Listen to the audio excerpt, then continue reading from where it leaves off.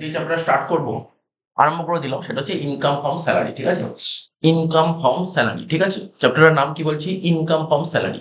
তো আমাদের যে হেডস অফ ইনকাম, আমরা জানি আমাদের হেডস অফ ইনকাম, আমাদের ইনকামের 5টা হেড আছে। ঠিক আছে, আমাদের ইনকামের 5টা হেড আছে। প্রথম হেডের নামই হচ্ছে ইনকাম ফ্রম স্যালারি। প্রথম হেডের নাম ইনকাম ফ্রম স্যালারি। দ্বিতীয় হেডের নাম হচ্ছে ইনকাম ফ্রম হাউস প্রপার্টি। 3 নম্বর হেডের নাম হচ্ছে পিজিবিপি। 4 নম্বর হেডের নাম হচ্ছে তোর ইনকাম ফ্রম ক্যাপিটাল গেইন, এবং লাস্ট হেড হচ্ছে ইনকাম ফ্রম আদার্স সোর্স। কি বললাম?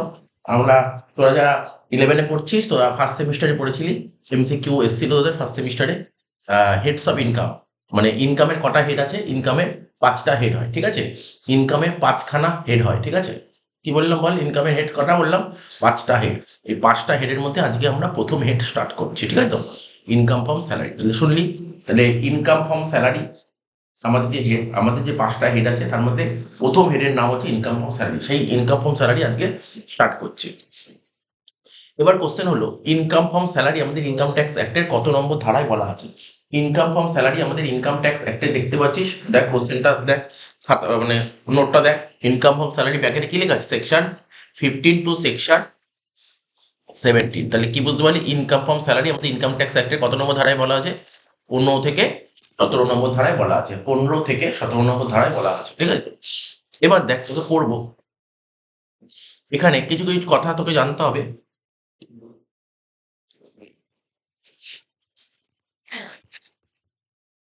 ইনকাম ফ্রম স্যালারি, তা কিছু নোট লেখাই।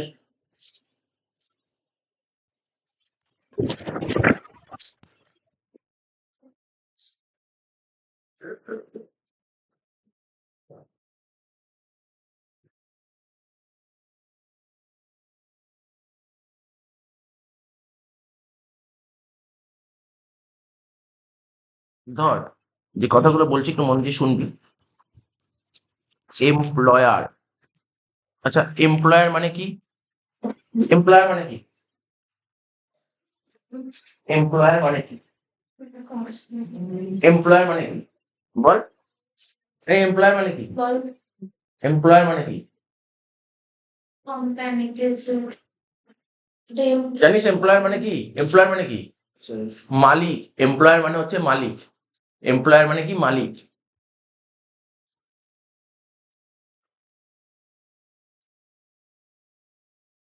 এখানে লেখ এমপ্লয়ি। এমপ্লয়ি মানে হচ্ছে কর্মচারী। ঠিক আছে, কি বললাম? এই চ্যাপ্টার করতে গেলে এই কথাটা বারবার আসবে, এমপ্লয়ার আর এমপ্লয়ি। এমপ্লয়ার মানে কি বললাম? মালিক। আর এমপ্লয়ি মানে কি বললাম? কর্মচারী। লিখেছিস? এমপ্লয়ারকে আমরা কি বলে ডিনোট করি জানিস তো? মানে একদম পুরো সিম্পল একটা লেম্যান ল্যাঙ্গুয়েজে বলছি, এমপ্লয়ারকে বলি মাস্টার। এমপ্লয়ারকে কি বলি? মাস্টার। এমপ্লয়িকে কি বলি? সার্ভেন্ট। মানে এটাই বলতে চাইছি, দেখবি যারা চাকরি করে তাদেরকে কি বলে? পাতি কথা, একদম সিম্পল, শুনতে খারাপ লাগলো, কি বলে? যারা চাকরি করে তাদেরকে বলে চাকর। যারা চাকরি করে তাদেরকে বলা হয় চাকর। ঠিক আছে, তো কার চাকর? মালিকের চাকর। ঠিক আছে, তো তো এমপ্লয়ার মানে হচ্ছে মালিক। আর মালিককে বলা হয় কি? কি লিখেছি দেখ, মাস্টার। মানে মালিক হচ্ছে প্রভু। ঠিক আছে, মালিক হচ্ছে প্রভু। ঠিক আছে, আর এমপ্লয়ি মানে হচ্ছে চাকর। এবার কি কিছু কি বললাম বুঝতে পারলি? এমপ্লয়ার মানে কি বললাম? মালিক। আর এমপ্লয়ি মানে হচ্ছে কর্মচারী। তো মালিককে আমরা বলি মাস্টার, আর কর্মচারীকে বলি আমরা সার্ভেন্ট। তার মানে মালিক তোমাকে যা ডিরেকশন দেবে, মালিক তোমাকে যেই কাজটা করতে বলবে তোমাকে সেই কাজটা করতে হবে। অর্থাৎ মালিক কর্মচারীকে যেইভাবে কাজ করতে বলবে সেইভাবে কর্মচারীকে কাজ করতে হবে। এর বদলে কর্মচারী মালিকের কাছ থেকে কি পাবে? স্যালারি পাবে। তাহলে দেখ আমি এখানে লিখছি ব্যাপারটা,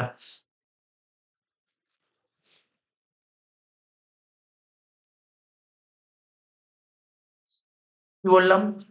এখানে লিখছি দেখ, সার্ভিস রেন্ডার,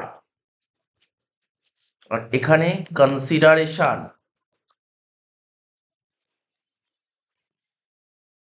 মালিক কর্মচারীকে যেইভাবে কাজ করতে বলবে সেইভাবে কর্মচারী কাজ করবে, তাই তো? তাহলে আমরা ঘুরিয়ে বলতে পারি, মালিক কর্মচারীর কাছ থেকে কাজটা নিচ্ছে। মালিক কর্মচারীর কাছ থেকে কাজটা নিচ্ছে, তার বদলে মালিক কর্মচারীকে কিছু তো একটা দেবে। কিছু তো একটা দেবে।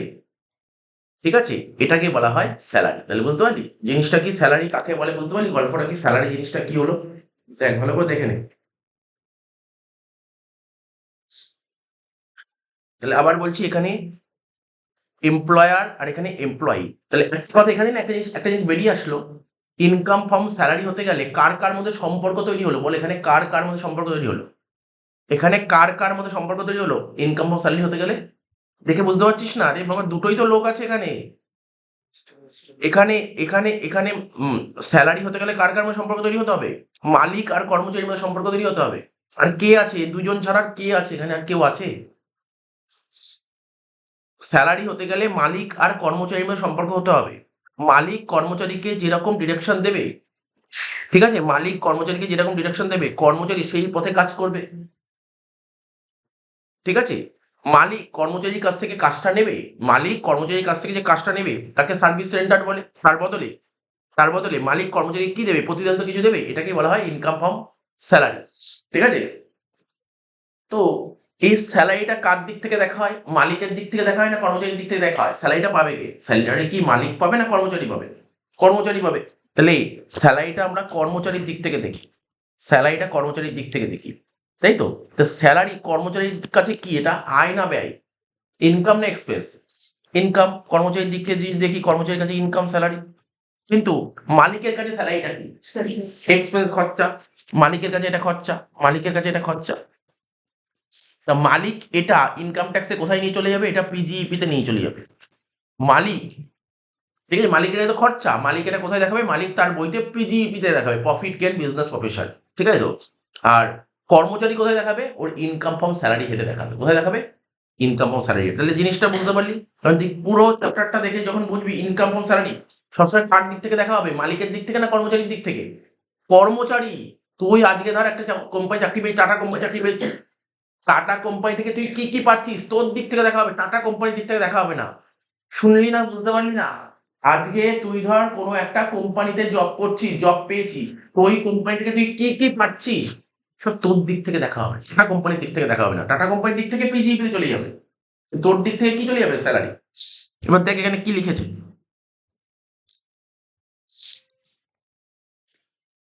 বলছে কি এমপ্লয়ার এমপ্লয়ি, দেখ প্রথমে লিখেছে।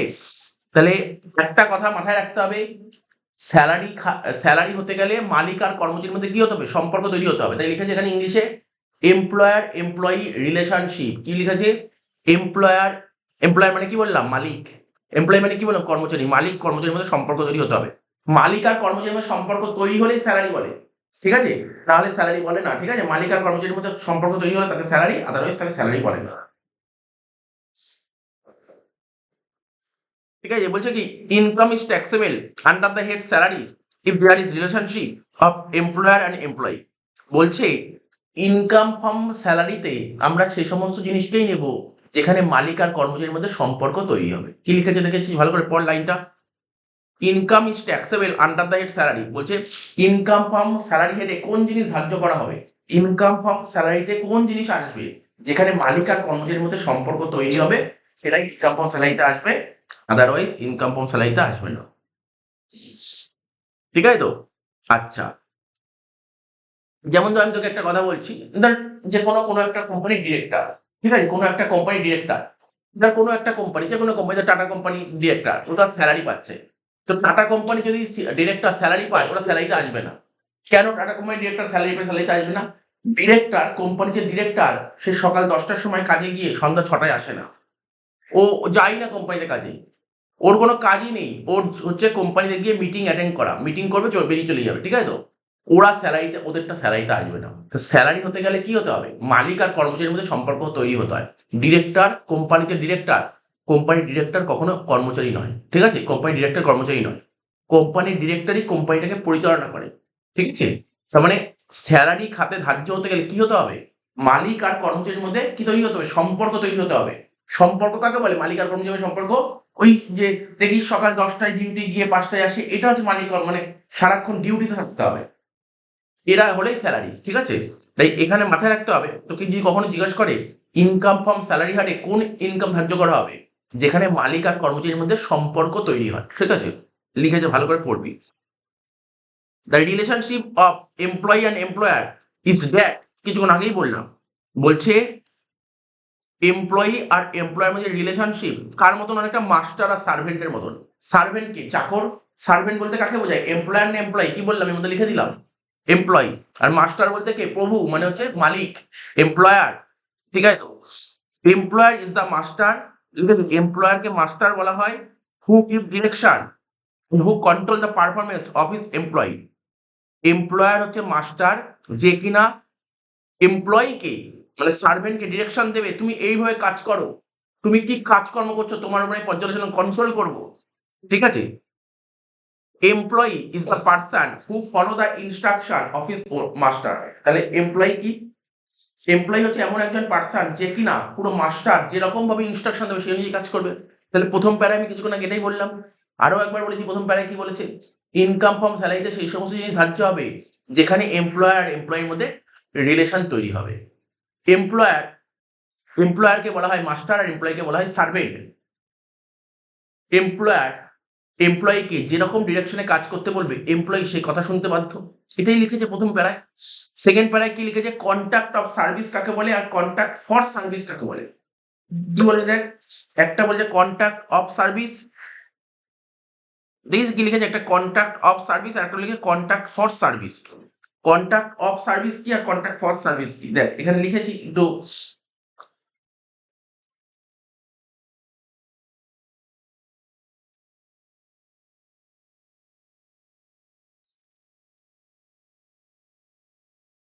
কন্ট্রাক্ট অফ সার্ভিসটা কি, ধর সাপোজ ধর, ধর একটা লিখেছে, ধর মিস্টার এ, ধর লিখেছি মিস্টার এ জব করছে, জব মানে বুঝি চাকরি করছে কোথায়, ধর হইচই, হইচই নাম শুনেছি, হইচই।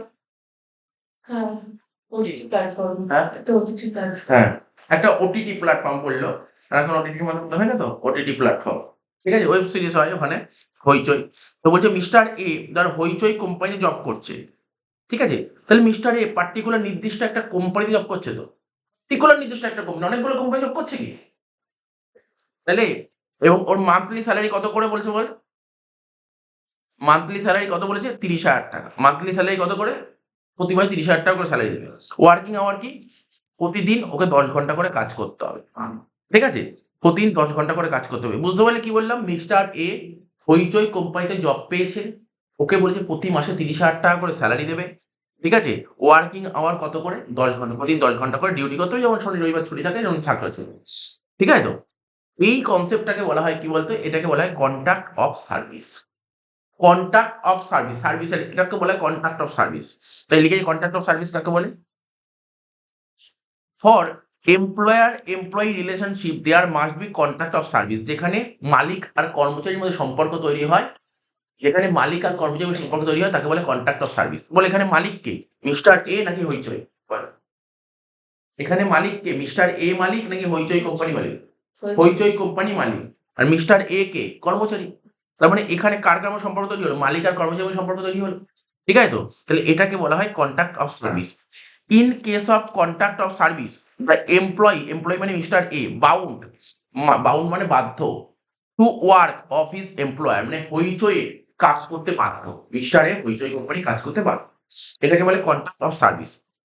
কন্ট্রাক্ট ফর সার্ভিস, ধর মিস্টার এ, আগের উদাহরণটা বুঝতে পারলি তো, শুধু হইচই কোম্পানিতে কাজ করে, এবার মিস্টার এ ওই পার্টিকুলার কোনো কোম্পানি চাকরি করছে না, ও হইচইয়ের সঙ্গে যুক্ত আছে, ও অ্যামাজন প্রাইমের সঙ্গে যুক্ত আছে, ও নেটফ্লিক্সের সঙ্গে যুক্ত আছে, ঠিক আছে তো, ও 3টে বড় বড় ওটিটি প্ল্যাটফর্মের সঙ্গে যুক্ত আছে। তার মানে কি, ওর মালিক কি, এখানে এখানে কি শুধু একজনই মালিক, হইচই মালিক, এখানে হইচই মালিক, অ্যামাজন প্রাইম মালিক, নেটফ্লিক্স সবার মালিক।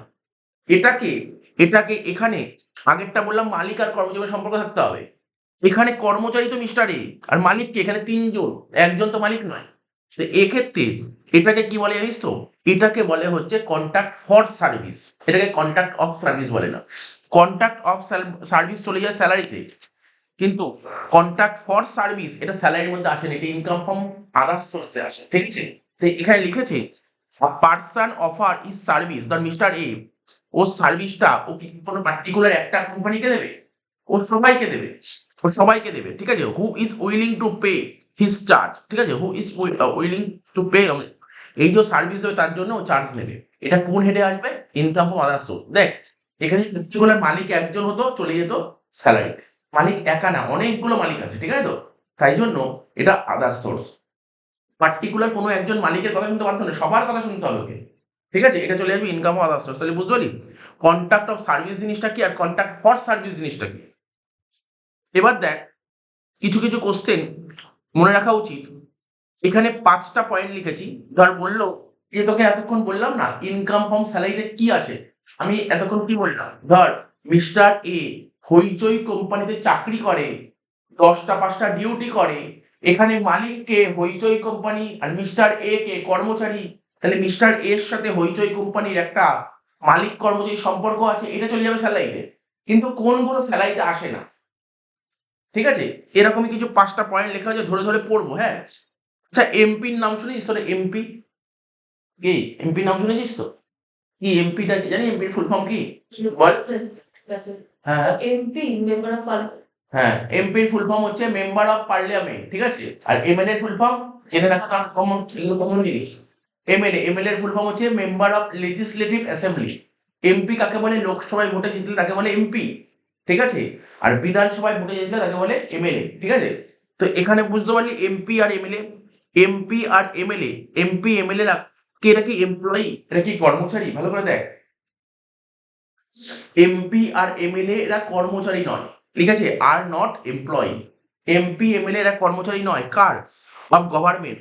শুন, মনোযোগ সহকারে শুনবি, এমপি আর এমএলএ গভর্নমেন্টের কর্মচারী নয়, ঠিক আছে। Therefore any salary allowances receive by them, তারা যদি কোনো স্যালারি পায়, অ্যালাউন্সেস পায়, আর not taxable under that salary, তাই এটা স্যালারিতে আসবে না, আদার সোর্সে আসবে। তাই তোকে যদি কখনো জিজ্ঞাসা করে, বলো এমপি এমএলএ রা যদি স্যালারি পায়, এটা কি, এটা কোন হেডে আসে? তোদের আগে ছিলাম একটা chapter, মনে আছে কি জানি না, ওই এক্সামিনেটেড ইনকাম করে পড়েছিলাম। এমপি এমএলএ রা যদি স্যালারি পায়, এমপি এমএলএ রা যদি স্যালারি পায়, এটা স্যালারিতে আসে না। কারণ কর্মচারী কে আর মালিক কে এখানে? এখানে মালিক কে আর কর্মচারী কে? না, এমপি এমএলএ রা যদি স্যালারি পায়, এটা স্যালারি হেডে আসে না, কোথায় আসে? আদার সোর্সে আসে। Second point, minister. মিনিস্টার বুঝতে পারছিস, যারা এমপি হয় লোকসভায় ভোটে যেতে, সেখান থেকে তো মন্ত্রী হয়। লোকসভায় ভোটে যারা যেতে সেখান থেকে তো মন্ত্রী হয়। কি মন্ত্রী জানি? লোকসভায় ভোটে যারা যেতে তারা কিসের মন্ত্রী হয়? ওরা কি রাজ্যের মন্ত্রী হয় নাকি দেশের মন্ত্রী হয় বলতে পারবি? রাজ্যের। ও চর একটা, লোকসভায় ভোটে যে যেতে সে রাজ্যের মন্ত্রী হয়? লোকসভায় ভোটে জিতলে তাকে বলে দেশের মন্ত্রী, পুরো দেশের মন্ত্রী। যেমন তাই যে ধর প্রধানমন্ত্রী, রেলমন্ত্রী, বুঝলি, অর্থমন্ত্রী, এগুলো কি লোকসভায় ভোটে জিতে এরা হয় মন্ত্রিত্ব হয়। আর বিধানসভায় ভোটে জিতে জিতে যে মন্ত্রী হয় সেটা রাজ্যের মন্ত্রীগুলো হয়, রাজ্যের মন্ত্রী। তো বলছে স্যালারি রিসিভ বাই মিনিস্টার, মিনিস্টাররা যদি স্যালারি পায় ইন দ্য গভর্নমেন্ট, মিনিস্টার কি হয়? গভর্নমেন্টের মিনিস্টার হয়। গভর্নমেন্টের মিনিস্টাররা যদি স্যালারি পায়, ঠিক আছে, সেটা স্যালারিতে আসবে। তাহলে তুই একটা জিনিস বুঝতে পারলি, এমপি আর এমএলএ রা, এমপি আর এমএলএ রা যদি স্যালারি পায়, ওটা কিন্তু স্যালারিতে আসে না। কিন্তু মিনিস্টাররা যদি স্যালারি পায়, ওটা স্যালারিতে আসে, ঠিক আছে। কারণ মিনিস্টাররা নিয়োগ করে ভারতীয় সংবিধান, মিনিস্টারদের নিয়োগ করা হয় ভারতীয় সংবিধান, কিন্তু এমপি এমএলএ দের ভারতীয় সংবিধান নিয়োগ করে না, ঠিক আছে। তো তো যে যাদের ভারতীয় সংবিধান নিয়োগ করে সেটা চলে যাবে স্যালারিতে। তাহলে তোকে মাথায় রাখতে হবে এমপি এমএলএ যদি স্যালারি পায়, ওটা স্যালারি হেডে আসে না, কিন্তু মিনিস্টাররা যদি স্যালারি পায়, ওটা স্যালারি হেডে আসবে। 3 নম্বর কি বলছে? Partners are not employee of the business. আচ্ছা, ধর 3 বন্ধু মিলে একটা ব্যবসা করছে, 3 বন্ধু মিলে একটা ব্যবসা করছে।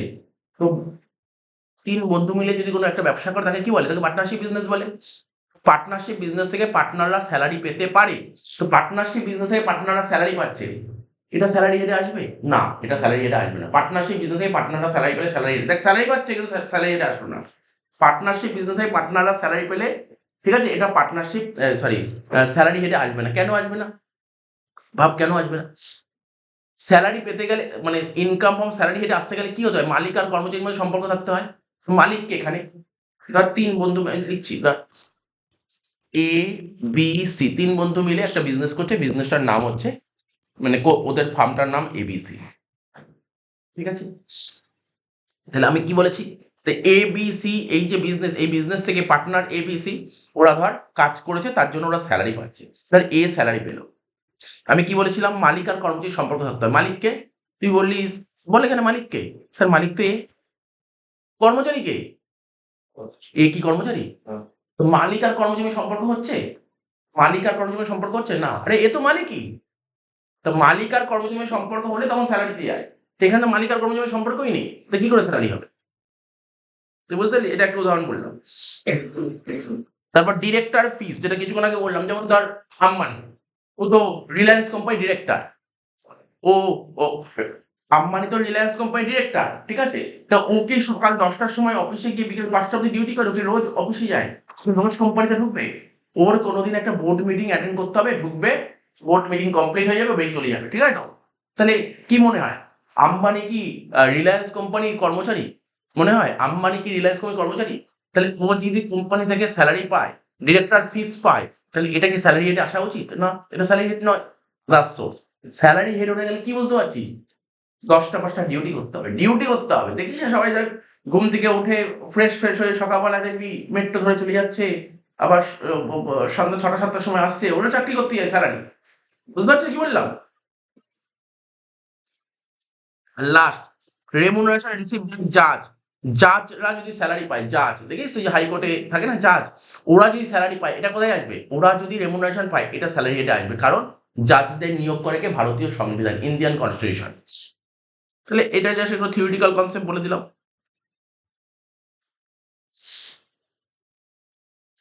এবার হচ্ছে অ্যাক্রুয়াল অফ স্যালারি ইনকাম, বলছে অ্যাক্রুয়াল অফ স্যালারি ইনকাম, এটা একদম সিম্পল জিনিস বলেছে।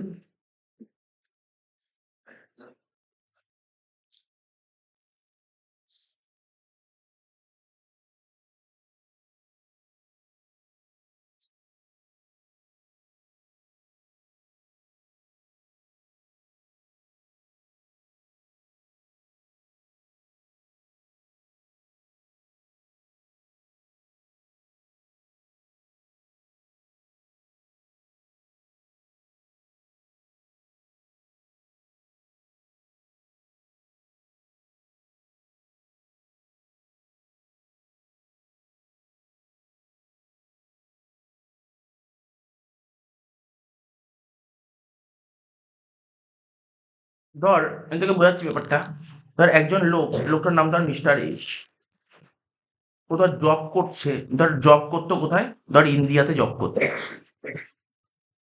মিস্টার এ জব করতো ইন্ডিয়াতে, ঠিক আছে? তার মানে ও সার্ভিসটা কোথায় দিয়েছে? সার্ভিসটা ভারতবর্ষে দিয়েছে না ভারতবর্ষের বাইরে দিয়েছে? সার্ভিসটা কোথায় দিয়েছে বল? মিস্টার এ জব করতো ভারতে, তাহলে সার্ভিস কোথায় দিয়ে? ভারতবর্ষে দিয়েছে। তার মানে ও সার্ভিসটা দিয়েছে ভারতবর্ষে, মানে সার্ভিসটা কোথায় অ্যাক্রু হয়েছে? সার্ভিসটা তো ভারতেই অ্যাক্রু হয়েছে, ঠিক আছে তো? এবার ও একটা সময় পর রিটায়ার করলো, রিটায়ার করার পর কি পাবে? পেনশন পাবে, ঠিক আছে? পেনশন পাবে। ও বললো রিটায়ার করে গেছি, তাহলে আমি আর এই দেশে থাকবো না। ওর ফ্যামিলি ধর বিদেশে থাকে, ধর লন্ডনে থাকে, ও লন্ডনে শিফট হয়ে গেল, ঠিক আছে? এতদিন কাজ করতে বলে এখানে ছিল, এখন লন্ডনে শিফট হয়ে গেল। তাহলে মিস্টার এ চলে গেল লন্ডন, তাহলে পেনশনটা কোথায় পাবে ও? লন্ডনে পাবে, ঠিক আছে? লন্ডনে পেনশন পাবে। তাহলে এটাকে, তাহলে পেনশনের টাকাটা রিসিভড হবে কোথায়? লন্ডনে রিসিভড হবে। পেনশনের টাকাটা রিসিভড হবে কোথায়? লন্ডনে গিয়ে রিসিভড হবে। তার মানে কি হয়েছিল? এবার দেখ, এখানে এটাকে কি ইনকাম বলা হবে? এটাকে ইন্ডিয়ান ইনকাম বলা হবে, কারণ ইন্ডিয়ান ইনকাম কাকে বলে? আমরা কি পড়েছি, ইন্ডিয়ান ইনকাম কাকে বলে? যদি অ্যাক্রু যদি ভারতে হয়, অ্যাক্রু যদি ভারতে, এখানে অ্যাক্রু হয়েছে ভারতে, দেখ এখানে দেখ ভালো করে দেখ, অ্যাক্রু হয়েছিল কোথায়? অ্যাক্রু কাকে বলে জানিস তো? যে তুমি যেখানে সার্ভিস করবে তাকে বলে অ্যাক্রু। অ্যাক্রু কোথায় হয়েছিল, মানে ইনকামটা অ্যাক্রু কোথায় হয়েছিল? ইনকামটা ভারতে অ্যাক্রু হয়েছিল, কিন্তু ওই টাকাটা রিসিভ কোথায় গিয়ে হয়েছে? ভারতবর্ষের বাইরে রিসিভ হয়েছে, রিসিভ ভারতের বাইরে হয়েছে। তো অ্যাক্রু যদি ভারতে হয় তাকে ইন্ডিয়ান ইনকামই বলে। এখানে বলছে অ্যাক্রুয়াল অফ স্যালারি ইনকাম, বলছে স্যালারি ইজ ডিম টু অ্যাক্রু, মনে করা হচ্ছে অ্যাক্রু ভারতে হয়েছে, মনে করা হচ্ছে, অথবা অ্যারাইজ হয়েছে ভারতবর্ষে, ঠিক আছে? অ্যারাইজ ভারতবর্ষে, if the same is payable service rendered in India, ঠিক আছে? এটাকে বলা হয় ইন্ডিয়ান ইনকাম।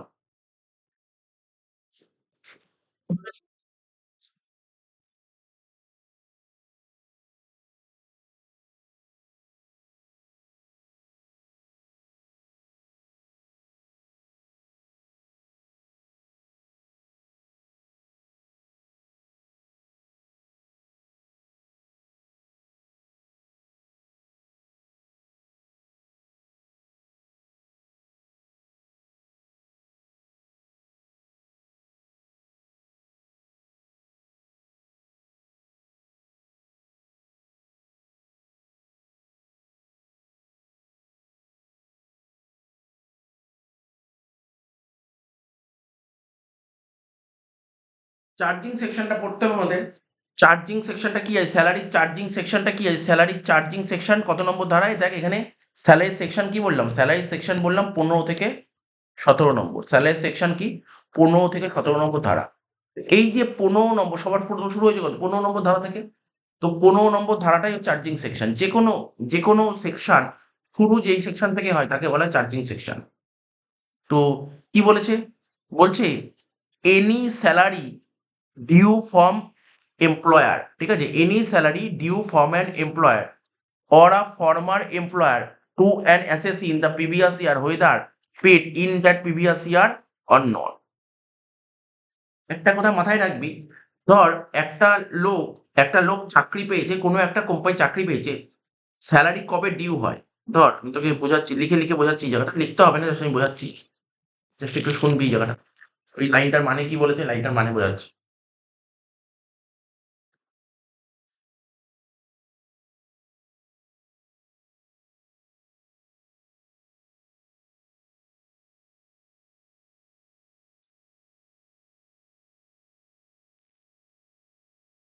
ধর একটা লোক চাকরি পেয়েছে, ঠিক আছে, চাকরি পেয়েছে, ধর মিস্টার এ চাকরি পেয়েছে একটা কোম্পানি, ধর ওই কথাই বলি, হইচই কোম্পানিতে মিস্টার এ চাকরি পেয়েছে। ওকে বলেছে প্রতি মাসে তোমাকে 30,000 টাকা করে স্যালারি দেওয়া হবে, প্রতি মাসে 30,000 টাকা করে স্যালারি দেওয়া হবে, ঠিক আছে। তো কতদিনে এক মাস হয়, মানে 30 দিন কাজ করলে তো 30,000 টাকা স্যালারি হবে, 30 দিন ধর মান্থ, ঠিক আছে, 30 দিনে এক মাস হয়, ঠিক আছে। তাহলে প্রতিদিন স্যালারি কত হচ্ছে, পার ডে স্যালারি হিসাব করে যদি বলি, পার ডে কত করে স্যালারি হচ্ছে, পার ডে কত করে, 30 দিনে 30,000 টাকা করে হলে তাহলে পার ডে কত করে স্যালারি হচ্ছে, 1,000 টাকা করে পার দিনে, ঠিক আছে। পার দিনে কত হচ্ছে, 1,000 টাকা করে স্যালারি হচ্ছে। এবার ধর কাজ করা আরম্ভ করলো, ও ধর 10 দিন কাজ করলো, ও 10 দিন কাজ করলো। তো 10 দিন কাজ করলে একদিন 1,000 টাকা করে হলে 10 দিনে কত হচ্ছে, 10,000 টাকা। ও মালিককে বললো আমি 10 দিন কাজ করেছি, ভালো করে বুঝবি, জেনুইন কোনটা অ্যান্সার দেওয়ার চেষ্টা করবি। ও ধর 10 দিন কাজ করলো, 1,000 টাকা করে মাইনা হলে প্রতিদিন ও 10,000 টাকা। ও মালিককে বললো আমি 10 দিন কাজ করলাম, ঠিক আছে, আমাকে 10,000 টাকা দাও। তাই এইভাবে কাজ করলে কোম্পানি থেকে কি এরকমভাবে টাকা দেয় কখনো? দেয় কি দেয় না, এইভাবে টাকা দেয়? মানে বড় কোম্পানি চাকরি করছিস, ধর টাটা কোম্পানি, রিলায়েন্স কোম্পানি যখন কাজ করছে, কেউ কাজ করছে, ও 10 দিন কাজ করলো, বললো আমি 10 দিন কাজ করলাম, 10 দিন টাকা দাও। ও এসে বলবে আমি একদিন কাজ করলাম, একদিন টাকা দাও। এইভাবে কখনো কোম্পানি টাকা দেয় না। এ কি লেবার নাকি যে প্রতিদিন আসলো, একদিন কাজ করলো, একদিন টাকা নিয়ে চলে গেল? এরকমভাবে টাকা হয় না। টাকা কি হবে, বলছে যে না আমাদের কোম্পানিতে এরকমভাবে টাকা দেওয়া হয় না। কোম্পানিতে টাকা দেওয়া হবে কি, তুমি 30 দিন কাজ করলে তারপর 30 দিনের টাকা হবে। অর্থাৎ তার মানে কি হচ্ছে, ব্যাপারটা বোঝ, ধর হইচইয়ের কোম্পানি যদি বলি, ধর একটা এমপ্লয়ি মিস্টার এ 10 দিন কাজ করলো, ও 10 দিনের টাকা পায় মালিকের কাছে, 10 দিনের টাকা পায়, কিন্তু ওইভাবে 10 দিনের টাকা দেওয়া হয় না।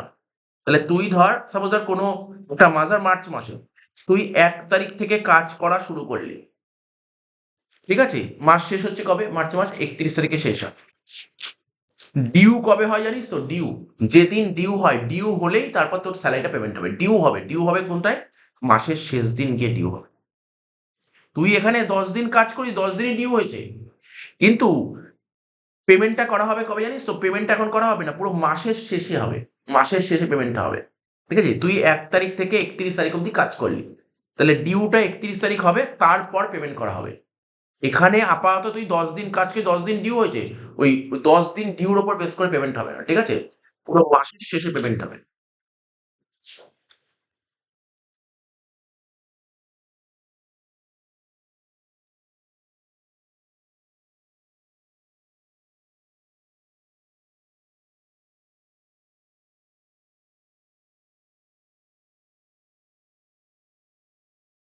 তাহলে কি বুঝতে পারলাম, ডিউ কবে হবে, ধর সাপোজ ধর আমি একটা মাস লিখছি, এখানে ধর সাপোজ একটা মার্চ মাস, তুই মার্চ মাসের 1 তারিখ থেকে জব করা আরম্ভ করলি, 1 2 কেন 1 3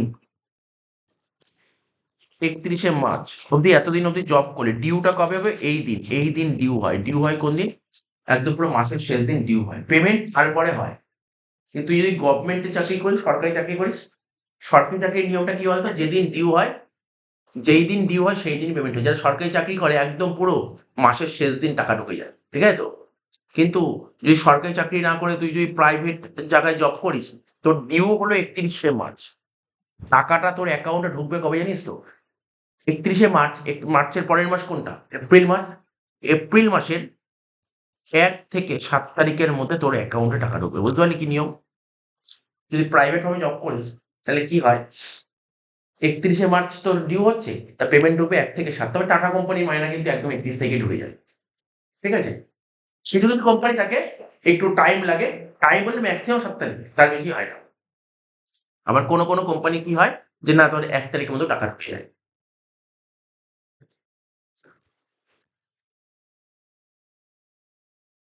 তো এখানটায় কি বলেছে দেখ, বলছে any salary due from an employer, ঠিক আছে, কোনো salary due from an employer or a former employer to an assessee in the previous year whether paid in that previous year or not.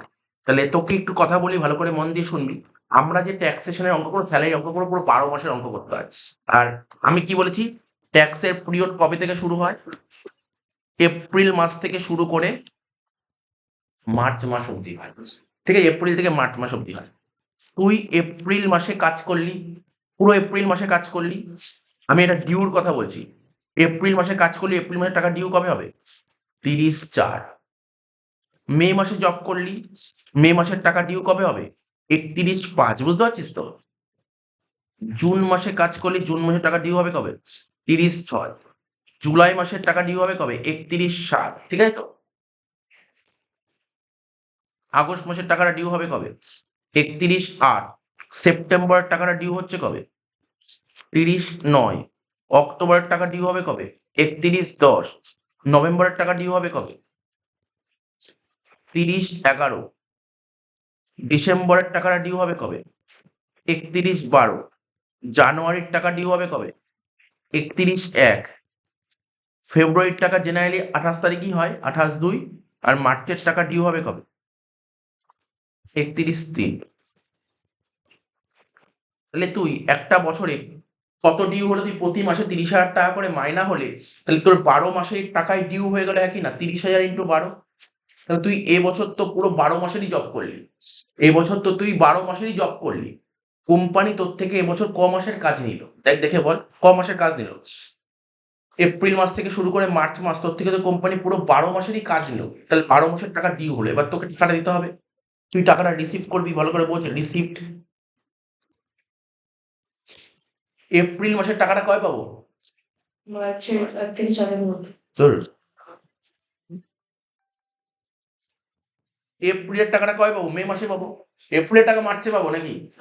এপ্রিলের টাকাটা কবে পাবো? মে মাসে পাবো। এটা কবে পাবো? মে মাসে। মের টাকাটা কবে পাবো? জুনে। জুনের টাকাটা কবে পাবো? জুলাইতে।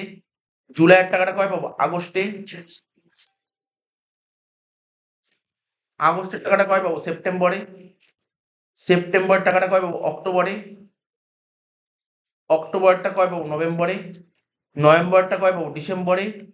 ডিসেম্বরটা কবে পাবো? জানুয়ারিতে। জানুয়ারিটা কবে পাবো? ফেব্রুয়ারিতে।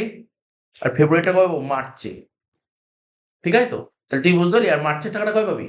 পরের বছর। এই বছর আর পাবি? মার্চের টাকাটা কবে পাবো? পরের বছর। তার মানে তুই তুই এবছর 12 মাসের কাজ দিলি, কিন্তু তোর টাকা ঢুকলো ক মাস? বল, গোন, এখানে গোন, ক মাসের টাকা ঢুকলো? 1, 2, 3, 4, 5, 6, 7, 8, 9, 10, 11। এইটা তো ঢুকবে তার পরের বছর। ঠিক আছে তো? তার মানে 30,000 ইন্টু 11। তো এখানে কি বলছে, আমাদের যে ইনকাম ট্যাক্স অফিসার বা ইনকাম ট্যাক্স ডিপার্টমেন্ট কি বলছে, তাহলে এবছর ডিউ কত হলো? তুই ডিউ হলো 12 মাস, রিসিভড হলো ক মাস? 11 মাস।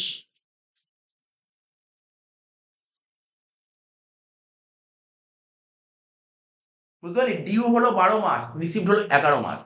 তার মানে ইনকাম ট্যাক্স অফিসার কি বলছে, তোর থেকে ক মাসের ট্যাক্স নেবে? বলছে আমি তোমার থেকে 12 মাসের ট্যাক্স নেব। ঠিক আছে, কিন্তু তুই কি 12 মাসের টাকা পেয়েছিস? তুই 12 মাসের টাকা পেলি না 11 মাসের টাকা পেলি? 11 মাসের টাকা পেলি, কিন্তু সরকার তোর থেকে 12 মাসের ট্যাক্সের টাকা নেবে। তাহলে বলবি, তুই এখন বলতে পারিস স্যার আমি তো 1 মাসের টাকা পাইনি। আচ্ছা, তুমি যে এই মাসে এবছর 1 মাসের টাকা পাওনি, তাই এই টাকাটা নিশ্চয়ই পরের বছর পেয়ে যাবো। পরের বছর যে 1 মাসের টাকাটা পেয়ে যাবো, সেই 1 মাসের টাকার উপর ট্যাক্স নেবে না। কেন ট্যাক্স নেবে না? অলরেডি 12 মাসের টাকা ট্যাক্স দিয়েছি। বুঝেছিস কি বুঝিসনি? তুই এবছর 11 মাসের টাকা পেয়েছিস, তুই 1 মাসের টাকা পরের বছর পাবি। সরকার এবছর তোর থেকে 12 মাসের টাকার উপর ট্যাক্স নিয়ে 12 মাসের ট্যাক্স নিয়ে নিয়েছে, ঠিক আছে তো? তাহলে পরের বছর ওই এক্সট্রা 1 মাসের ট্যাক্স আর নেবে না। এই বছর 11 মাসের টাকা পেয়েছিস, পরের বছর তুই 1 মাসের টাকা পেয়ে যাবি, ওই 1 টাকা যে পাবি তার উপর গভর্নমেন্ট ট্যাক্স নেবে না। এখানে এই কথাটা বলতে চেয়েছে। বলছে any salary due from an employer, ঠিক আছে, যদি মালিক যদি মানে কোনো স্যালারি ধর ডিউ হলো, কোনো স্যালারি ডিউ হলো, ওরা ফর্মার এমপ্লয়ার মানে আগে কারো কাছে চাকরি করতে, এখন টাটা কমে চাকরি করছি, ধর আগে রিলায়েন্সে চাকরি করতে, ওরা former employer to an assessee in the previous ইয়ারে যত টাকা ডিউ হবে in the previous year whether paid in that previous year or not। বলছে প্রিভিয়াস ইয়ারে যত টাকা স্যালারি ডিউ হবে তার উপরই ইনকাম ট্যাক্স ডিপার্টমেন্ট তোমার উপর ট্যাক্স ধার্য করবে। প্রিভিয়াস ইয়ারে যত টাকা ডিউ হবে, প্রিভিয়াস ইয়ার ডিউ হয়েছে কত, 12 মাস, 12 মাসেই ট্যাক্স ধার্য করবে। দেখতে হবে প্রিভিয়াস ইয়ার তুমি কত টাকা পেয়েছো বা কত টাকা পাওনি, এটা ম্যাটার করে না। বলছে ওই প্রিভিয়াস ইয়ারে, যেখানে লিখেছে in that previous year whether paid in that previous year not, ওই যে 12 মাসের ডিউ না, ওই বছর পেয়েছিস কি পাইনি ম্যাটার করে না, আজ না পাস কাল পেয়ে যাবি, এটা বলছে। তার মানে এই পয়েন্টটা করে পড়ে কি বুঝতে পারলাম, যে ইনকাম ফ্রম স্যালারি, ঠিক আছে, ট্যাক্সেবল হবে কি বেসিসে, ডিউ বেসিসে, অর্থাৎ প্রিভিয়াস ইয়ারে যত টাকা ডিউ হবে তার উপরেই ট্যাক্স ধার্য হবে, ঠিক আছে। তুই ডিউ হলো ক মাস, 12 মাস, ঠিক আছে, তুই কাজ করলি 12 মাস, ঠিক আছে, তাই সরকার তোর থেকে 12 মাসেরই ট্যাক্স নেবে, কিন্তু টাকা কি 12 মাসের পেয়েছি না 11 মাস। আচ্ছা, তো এই যে 1 মাসের টাকা পরের বছর পাবি, ধর অনেকে বলতে পারে স্যার পরের বছর তো 12 মাস কাজ করবো, হ্যাঁ, আবার 12 মাসের কাজ করব, এবার আরো যে 1 মাসের যে আগের বছর টাকা পেয়েছিলাম সেই টাকাটা, তাহলে টোটাল কত, 13 মাসের হচ্ছে তো, পরের বছর 13 মাসের ট্যাক্স হবে না, পরের বছর 12 মাসেরই ট্যাক্স নেবে, ঠিক আছে তো?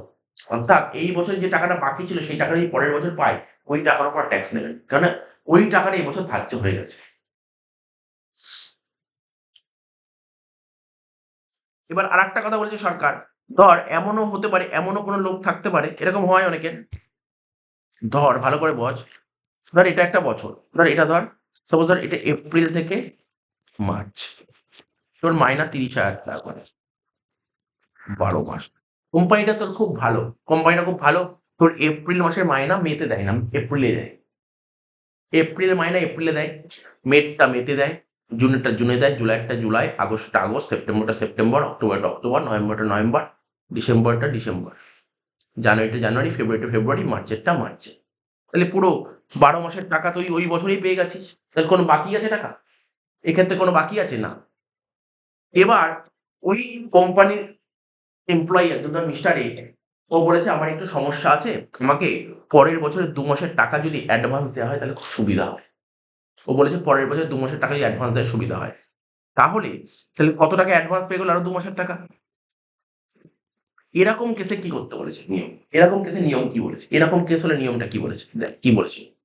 বলছে any salary paid in the previous year from employer or a former employer, ঠিক আছে, not due in that previous year, মানে ওই যে তুই ধর পরের বছরের 2 মাসের টাকা তো কি এবছর পেয়ে গেছিস, তাহলে ওইটা ডিউ কি এবছর হবে না পরের বছর ডিউ হওয়া উচিত? বুঝিসনি কি বললাম, দেখ তোকে ভালো করে বুঝবি কিন্তু জায়গাটা বোঝ। এই বছরের 2 মাসের টাকা, এই বছরের টাকা, এই বছর কাজ করবি কবে, এই বছরে কাজ করবি, তো এই বছরের টাকা তুই এবছর পেয়ে গেছিস, তাহলে কাজটা দিবি কোন বছর, পরের বছর কাজ দিবি, তো টাকাটা এবছর নিয়ে নিয়েছিস, তাহলে ডিউ কোন বছর হবে, ডিউ কি এবছর হবে না পরের বছর হবে? ডিউ কাকে বলে, যে বছর কাজ করি তাকে বলে ডিউ। ধর আমি এখানে সালটা লিখছি, ধর এটা কোন সাল, ধর এটা ধর লিখছি 24-25, এটা ধর লিখছি 25-26, এটা 25-26। তো তুই 24-25-এ 30, তুই হইচই কোম্পানিতে জব করিস, তোর 30,000 টাকা করে প্রতি মাসে মাইনা, 24 বছর ডিউ হবে 30,000 ইন্টু 12, কিন্তু কোম্পানির মালিকের কাছে বলেছিস তোর একটু সমস্যা আছে, তুই 2 মাসের মাইনা অ্যাডভান্স চেয়েছিস, তাহলে কোন বছরের মাইনা অ্যাডভান্স নিয়েছিস, 25-26-এর মাইনাটা তুই 24-25-এ নিয়ে নিয়েছিস, তাহলে কাজটা দিবি কবে, কাজটা করে দিবি 25-26 কাজ করে দিবি, তাহলে এই 2 মাসের টাকা ডিউ হওয়া উচিত কোন বছর, 25-26-এ। ডিউ হবে পরের বছর, কিন্তু তুই টাকাটা নিয়ে নিয়েছিস এবছর, এরকম কেসে কি হবে, এটাই বলতে চেয়েছে। বলছে any salary paid in previous year, কোনো স্যালারি পে করেছি প্রিভিয়াস ইয়ারে from employer or former employer, not due in that previous year, ওই প্রিভিয়াস ইয়ারে ডিউ হয়নি, ওই প্রিভিয়াস ইয়ার মানে 24-25 ডিউ হয়নি। তাহলে এরকম কেসের ক্ষেত্রে সরকার কি বলেছে, সরকার নিয়ম কি বলেছে, সরকার বলেছে যে না আমি এখানে আগেরটা প্রথম কেসে কি বললো, প্রিভিয়াস ইয়ারে যত টাকা ডিউ হবে সেটাই ট্যাক্সেবল হবে। এবার একটু নিয়ম চেঞ্জ করে দিল, বলছে কি স্যালারি ইজ ট্যাক্সেবল, যদি কোনো এমপ্লয়ি যদি মালিকের কাছ থেকে অ্যাডভান্স স্যালারি পায় ওটাকেও ট্যাক্সেবল করবো, অর্থাৎ কত করবে জানি এবছর মালিক 30,000 ইন্টু 12 এর উপর তো ট্যাক্স নেবই, আবার 30,000 ইন্টু 2 এটা কি ছিল অ্যাডভান্স স্যালারি, এটাও এবছর ট্যাক্সেবল হবে। এটা বলেছে নিয়ম, এটা বলেছে সরকার বলেছে, এই নিয়মটা করেছে। বলছে salary is taxable on due or received whichever is earlier, due আর রিসিভড এর মধ্যে যেটা আগে হবে, ডিউ আর রিসিভড এর মধ্যে যেটা আগে হবে, অ্যাডভান্স স্যালারি রিসিভটা কবে হবে, পরের বছর তো ডিউ হবে, রিসিভ কোন বছর হবে, এবছর রিসিভড হবে, এবছর ট্যাক্সেবল। তো সরকার বলছে ডিউ আর রিসিভড এর মধ্যে যেটা আগে হবে সেটাই ট্যাক্সেবল হবে। প্রথম সিনারিও কি বললো, প্রথম সিনারিও বললো প্রিভিয়াস ইয়ারে যত টাকা ডিউ হবে, সেটাই এবছর ট্যাক্সেবল হবে। পরের সিনারিও কি বললো, যে কোনো এমপ্লয়ি যদি মালিকের কাছ থেকে অ্যাডভান্স স্যালারি পায় ওটাকেও এবছরই ট্যাক্সেবল হবে। কেননা এখানে নোটটা কি বলেছে, ডিউ আর রিসিভ, ডিউ কবে হবে, ডিউ তো পরের বছর হবে, রিসিভ তো এবছর পেয়ে গেছে, জেনারেলি রিসিভ আগেই হয়, ডিউ আর receive whichever is earlier, দুটো সিনারিও বলেছে। আর কি বলছে, arrear of salary are always taxable on receive basis. Arrear salary কাকে বলে জানিস তো, যদি স্যালারি যদি বাকি থাকে, তুই কোনো একটা কোম্পানি চাকরি যদি অনেক দিনের টাকা টাকা কয়েক মাসের পর মাস টাকা কোম্পানি আটকে রাখে, তাহলে ওই যে আটকে রাখা টাকাটা তুই যে বছর পাবি সে বছর গভর্নমেন্ট ট্যাক্স নেবে, ঠিক আছে।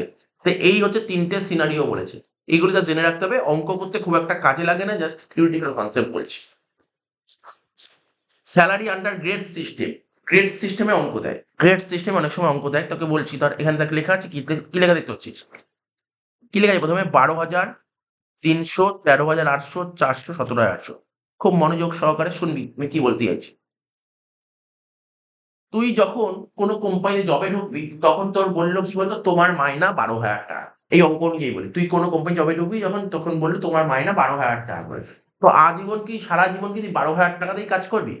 বা তুই ধর কাজে ঢুকেই সাপোজ মানলাম 2010 সালে, তখন 12,000 টাকা মাইনা ছিল, ঠিক আছে, আজ 2025 সালে কি 12,000 টাকা মাইনাতেই কাজ করা হবে? সময় না সময় তো তোর মাইনা তো বাড়বে।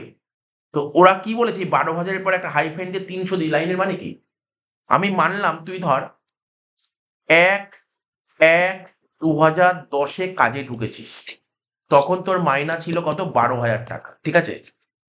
তারপর বলেছে কি 300 টাকা করে মাইনা বাড়বে, এই হাইফেন দিয়ে 300 মানে কি জানিস তো, এটাকে বলে মাইনা বাড়বে। স্যার কবে বাড়বে 300 টাকা? পরের বছর 1/1/2011-তে তোর মাইনা হবে 12,300। লাইনটার মানে বুঝতে পারলি কি বলতে চাইলাম, সেখানে 12,000 টাকা ছিল কবে, যেদিন তুই কাজে ঢুকেছিস, মনে করলাম এই তারিখে কাজে ঢুকে তোর মাইনা ছিল 12,000 টাকা, তারপর হাইফেন দিয়ে 300 দিয়েছে, মানে কি 300 টাকা করে মাইনা বাড়বে, কবে বাড়বে, প্রতি বছর 300 টাকা বাড়বে, প্রতি বছর।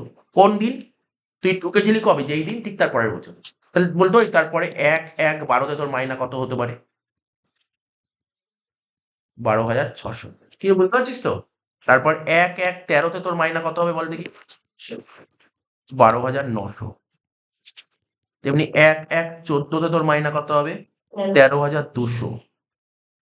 1/1/15-তে তোর মাইনা কত হবে, 13,500। 1/1/16-তে কত মাইনা হবে তোর, 13,800। দেখি 13,800 দিয়ে দিয়েছিস তো, এই 13,800 দিয়েছি। তাহলে বলতে পারবি 1/1/17-তে কত হবে, কেউ বলতে পারবি, 1/1/17-তে কত হওয়া উচিত, 14,200, একদম পারফেক্ট 14,200, যে 14,200 সেই ঠিক বলছে, কারণ 13,800 অব্দি 300 টাকা বাড়বে, তারপর 400 করে বাড়বে। এটা হচ্ছে স্কেল, এটাকে বলে স্কেল, বুঝতে পারলি। তাহলে এরকম জিনিস বুঝতে পারলি, ব্যাপারটা মাথায় ঢুকলো তো।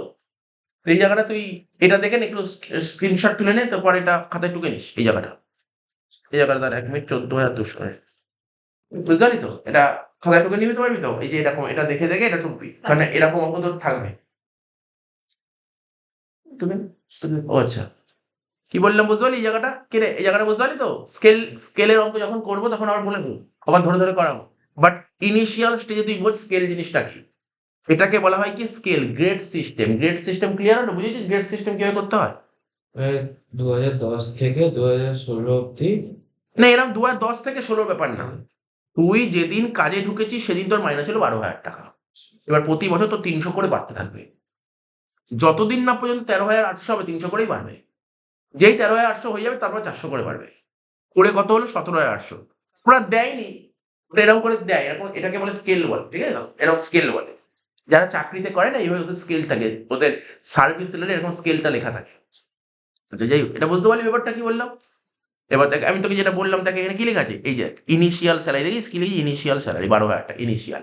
ইনক্রিমেন্ট কত করে দেখ, 300 টাকা পার, দেখ পিএ, পিএ মানে বুঝিস তো প্রতি বছর বাড়বে। জিনিসটা বুঝতে পারলি জিনিসটা কি? আজকের ক্লাসে কোনো সেরকম অঙ্ক হচ্ছে না, যে বেসিক জিনিসগুলো সম্পর্কে আলোচনা করবো, নেক্সট ক্লাস থেকে অঙ্ক হবে, কিন্তু ব্যাপারগুলো তো ক্লিয়ার রাখতে হবে। এই যে এখন যেটা করলাম এটা খুব ইম্পর্টেন্ট, আগে কি করলাম না, আগে এতক্ষণ যে থিওরিটিক্যাল পড়লাম অতটা ইম্পর্টেন্ট না, এইটা থেকেই মেনলি ইম্পর্টেন্ট, কারণ এরকম অঙ্ক পরীক্ষায় থাকবে, অঙ্কে থাকবে এটা, এই জন্য তো শিখিয়ে দিলাম। আচ্ছা স্যালারি, তাহলে আমাকে যখনই পরীক্ষায় স্যালারি, আমাকে যখন পরীক্ষায় স্যালারির অঙ্ক করতে দেবে, স্যালারি অঙ্ক করার নিয়ম কি? জাস্ট ছোট্ট একটা জিনিস লিখলাম, এখানে কি লিখেছি, স্যালারি করার নিয়ম। দেখ লেখাটা দেখে দেওয়ার পর কি লেখা আছে আমি হাইলাইট করলাম, সেকশন 17 থেকে সেকশন 16 বাদ দেবো। 17 নম্বর ধারা থেকে 16 নম্বর ধারা বাদ দিলে স্যালারি ইনকাম বেরিয়ে যাবে। কি বললাম? 17 নম্বর ধারা থেকে 16 নম্বর ধারা বাদ দেবো, অঙ্ক শেষ। এবার দেখ এখানে কিছু কথা বলছে, এই জিনিসগুলো খুব মনোযোগ সহকারে শুনবি।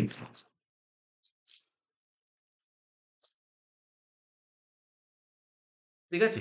স্যালারি, স্যালারির মধ্যে ধর আজকে ধর তুই একটা মনে কর, তুই আজকে একটা কোম্পানি টিসিএস, টিসিএস তো নাম শুনি, টিসিএস কোম্পানি তুই একটা জব পেয়েছিস, ঠিক আছে? জব পেয়েছিস, তাহলে জব পেলে তুই ওই কোম্পানি থেকে যা যা পাবি সব স্যালারি, ওই কোম্পানি থেকে যা যা পাবি সব স্যালারি। যে আমরা স্যালারি বলতে কি, তোরা বুঝিস স্যালারি বলতে কি বুঝি? বলতে পারি স্যালারি বলতে কি বুঝি? বলি স্যার স্যালারি বলতে তো ওটাই বুঝি, কাজে গেলাম 1 তারিখ থেকে 31 তারিখ অব্দি কাজ করলাম, মাসের শেষে 40 বা 50,000 টাকা নিয়ে আসা, ওটাকে স্যালারি। ভুল, শুধু ওটাকে স্যালারি বলে না, ও ছাড়া আরো অনেক জিনিস থাকে স্যালারি। তুই হাতে যে টাকাটা নিয়ে আসবি ওটাকে স্যালারি বলে না, আরো অনেক কিছু স্যালারির মধ্যে ইনক্লুড করে, সেটাই তুই এই চ্যাপ্টারে শিখ। তোরা কি ভাবিস যে চাকরি করতে যাই যে টাকাটা নিয়ে আসে ওটাকেই স্যালারি বলে? ওটা ছাড়া আরো অনেক কিছু পাওয়া যায়, ওইগুলোকেও স্যালারি বলে। সেই কি কি জিনিস পাওয়া যায় এগুলো আমি তোকে বলি, ঠিক আছে? তোরা যেটা বেসিক্যালি জানিস, তোরা বেসিক টার্ম সম্পর্কে আইডিয়া করছিস, বা ভালো করে মনোযোগ সহকারে শুনবি। এ তোরা তোরা ভাবিস ধর একটা কত টাকা মাইনা পায়, 30,000 টাকা মাইনা পায়। তো এবার দেখতে হবে 30,000 টাকার মধ্যে কি কি আছে, 30,000 টাকার মধ্যে কি আছে সেটা তোকে বুঝতে হবে। এটা কি স্যালারির মধ্যে বেসিক টার্ম থাকে, স্যালারির মধ্যে কি জিনিস থাকে, বেসিক কিছু জিনিস থাকে, বেসিক কিছু কথাবার্তা থাকে, বেসিক কথাবার্তা। অ্যালাউন্সেস থাকে, অ্যালাউন্সেস মানে নাম শুনিসনি, আজকের পর শুনে নিবি। অ্যালাউন্স মানে ভাতা, ঠিক আছে? বাংলায় বলা হয় ভাতা, অ্যালাউন্সেস দেয় তোকে, ঠিক আছে? অ্যালাউন্সেস দেয়, কোম্পানি থেকে অ্যালাউন্সেস দেয়। তারপর পারকিউজিটস, আমরা সুন্দর করে এটাকে বলি পার্কস, ঠিক আছে? পারকিউজিটস, স্যার পারকিউজিট জিনিসটা কি? এটা তোদের আছে, পারকিউজিট জিনিসটা কি বলতো? যদি কোনো রকমের কোনো এক্সট্রা সুযোগ সুবিধা পাওয়া যায় কোম্পানি থেকে, কি বললাম কথাটা বল দেখি, এই কি বললাম বল দেখি, বল। পারকিউজিটস মানে, আমি আবার বলছি শোন, শুনে নে, যদি কোনো রকমের এক্সট্রা সুযোগ সুবিধা পাওয়া যায়, কোথা থেকে পাবো? তুই কোম্পানি থেকে। স্যার একটা বলুন না, অঙ্ক তো করবো। পারকিউজিটস বিশাল বড়। এক্সট্রা সুযোগ সুবিধা কি জানিস? এদিক তাকা, তুই ধর থাকিস কলকাতা শহরে, তুই থাকিস কলকাতা শহরে, তুই জব পেয়েছিস বোম্বেতে, বা তুই কলকাতা শহরে থাকিস, তুই জব পেয়েছিস বোম্বেতে, তুই রেগুলার তো কলকাতা থেকে বোম্বে যাতায়াত করতে পারবি না, তাহলে কি করতে হবে? বোম্বেতে একটা জায়গায় থেকে তোকে চাকরি করতে হবে। তো তুই এই খবরটা তুই মালিককে জানালি, মালিককে বললি মালিক আমার বাড়ি তো কলকাতা শহরে, আমি বোম্বেতে এসে জব করবো, কি করে? মালিক তোকে বললো তোমার চিন্তা করতে হবে না, আমি তোমাকে থাকার জায়গা দেবো। তার মানে এই জিনিসটা কি হলো? এটা এক্সট্রা সুযোগ সুবিধা পেলি কি পেলি না? বল, এটা এক্সট্রা সুবিধা কি সুবিধা নয়, বল? হ্যাঁ কি না? তো এটাকে পারকুইজ বলে। পারকুইজ শুধু ছোট্ট কথা বলবি না, বড় আছে, অনেক আছে, তার মধ্যে একটা পয়েন্ট বললাম, তাহলে কি বুঝতে পারছিস? তো দেখবি অনেকে দেখবি না, এই বলে না তোর স্টাফ কোয়ার্টার, নাম শুনিস? যা চাকরি করে ধর বাইরে থেকে এসছে, স্টাফদের রাখার জায়গা থাকে, তো ওটা তো একটু এক্সট্রা সুযোগ সুবিধার মধ্যে পড়ে। এটা পারকুইজ। আরো অনেক আছে, জাস্ট আমি একটা ছোট্ট একটা উদাহরণ দিলাম। পারকুইজ জিনিসটা কি? কোম্পানি থেকে যদি কোনো রকমের কোনো এক্সট্রা সুযোগ সুবিধা পাওয়া যায়, ঠিক আছে? আরো আছে, দেখবি অনেকে দেখবি চাকরি করে বাড়ি থেকে গাড়ি করে তুলে নিয়ে চলে যাচ্ছে, অফিসে নিয়ে যাচ্ছে, আবার অফিস থেকে বাড়ি নিয়ে যাচ্ছে, ওটাও তো সুবিধা, ওটাও তো সুবিধা। কি বললাম বুঝতে পারলি তো? অনেক সুবিধা আছে, অনেক রকমের সুবিধা দেয়, ঠিক আছে? তো আমি বলবো প্রচুর সুবিধা দেয় কোম্পানি থেকে। আচ্ছা, রিটায়ারমেন্ট বেনিফিট, তোরা যারা 11-এ পড়িস, 11-এর স্টুডেন্টদের রিটায়ারমেন্ট বেনিফিট নেই, ঠিক আছে? কলেজ যারা পড়ে তাদের জন্য রিটায়ারমেন্ট বেনিফিট। রিটায়ারমেন্ট বেনিফিট মানে বুঝিস? বলতো রিটায়ারমেন্ট বেনিফিট মানে অত বলতে হবে না, তুই এমনি পড়ে কি বুঝলি রিটায়ারমেন্ট বেনিফিট মানে কি? তুই চাকরি করলি, চাকরি করার পর একটা সময় একটা না একটা সময় পর রিটায়ার করবি, রিটায়ার করার পর কিন্তু কিছু বেনিফিট পাবে। দেখবি, শুনেছি আশেপাশে বাড়ির আশেপাশে যদি কেউ চাকরি করে বা চাকরি করা হয়ে গেছে, চাকরি ছেড়ে দিয়েছে, রিটায়ার হয়ে গেছে, তাহলে সে বসে বসে কি পায়? পেনশন পায়। তো এটা কি রিটায়ারমেন্ট বেনিফিট নয়? এবার দেখবি অনেকে দেখবি গভর্নমেন্ট এমপ্লয়ি, সেন্ট্রাল গভর্নমেন্ট হোক বা স্টেট গভর্নমেন্ট হোক, রিটায়ার করলে দেখবি, যদি সেন্ট্রাল গভর্নমেন্ট হয়, রিটায়ার করলে দেখবি 1 কোটি টাকা বাড়িতে নিয়ে চলে আসে, ঠিক আছে? 1 কোটি 1.5 কোটি টাকা বাড়ি বাড়ি পায়, ঠিক আছে তো? আচ্ছা, যদি স্টেট গভর্নমেন্ট হয়, ও 50 লাখ 60 লাখ টাকা বাড়িতে পায়, রিটায়ারমেন্টের পর টাকা নিয়ে আসে বাড়িতে, ঠিক আছে তো? রিটায়ার করলে ও যে সারা বছর কাজ করলো তার জন্য টাকা পাবে, লামসাম টাকা পায়, এটাকে গ্র্যাচুইটি বলে, ঠিক আছে তো?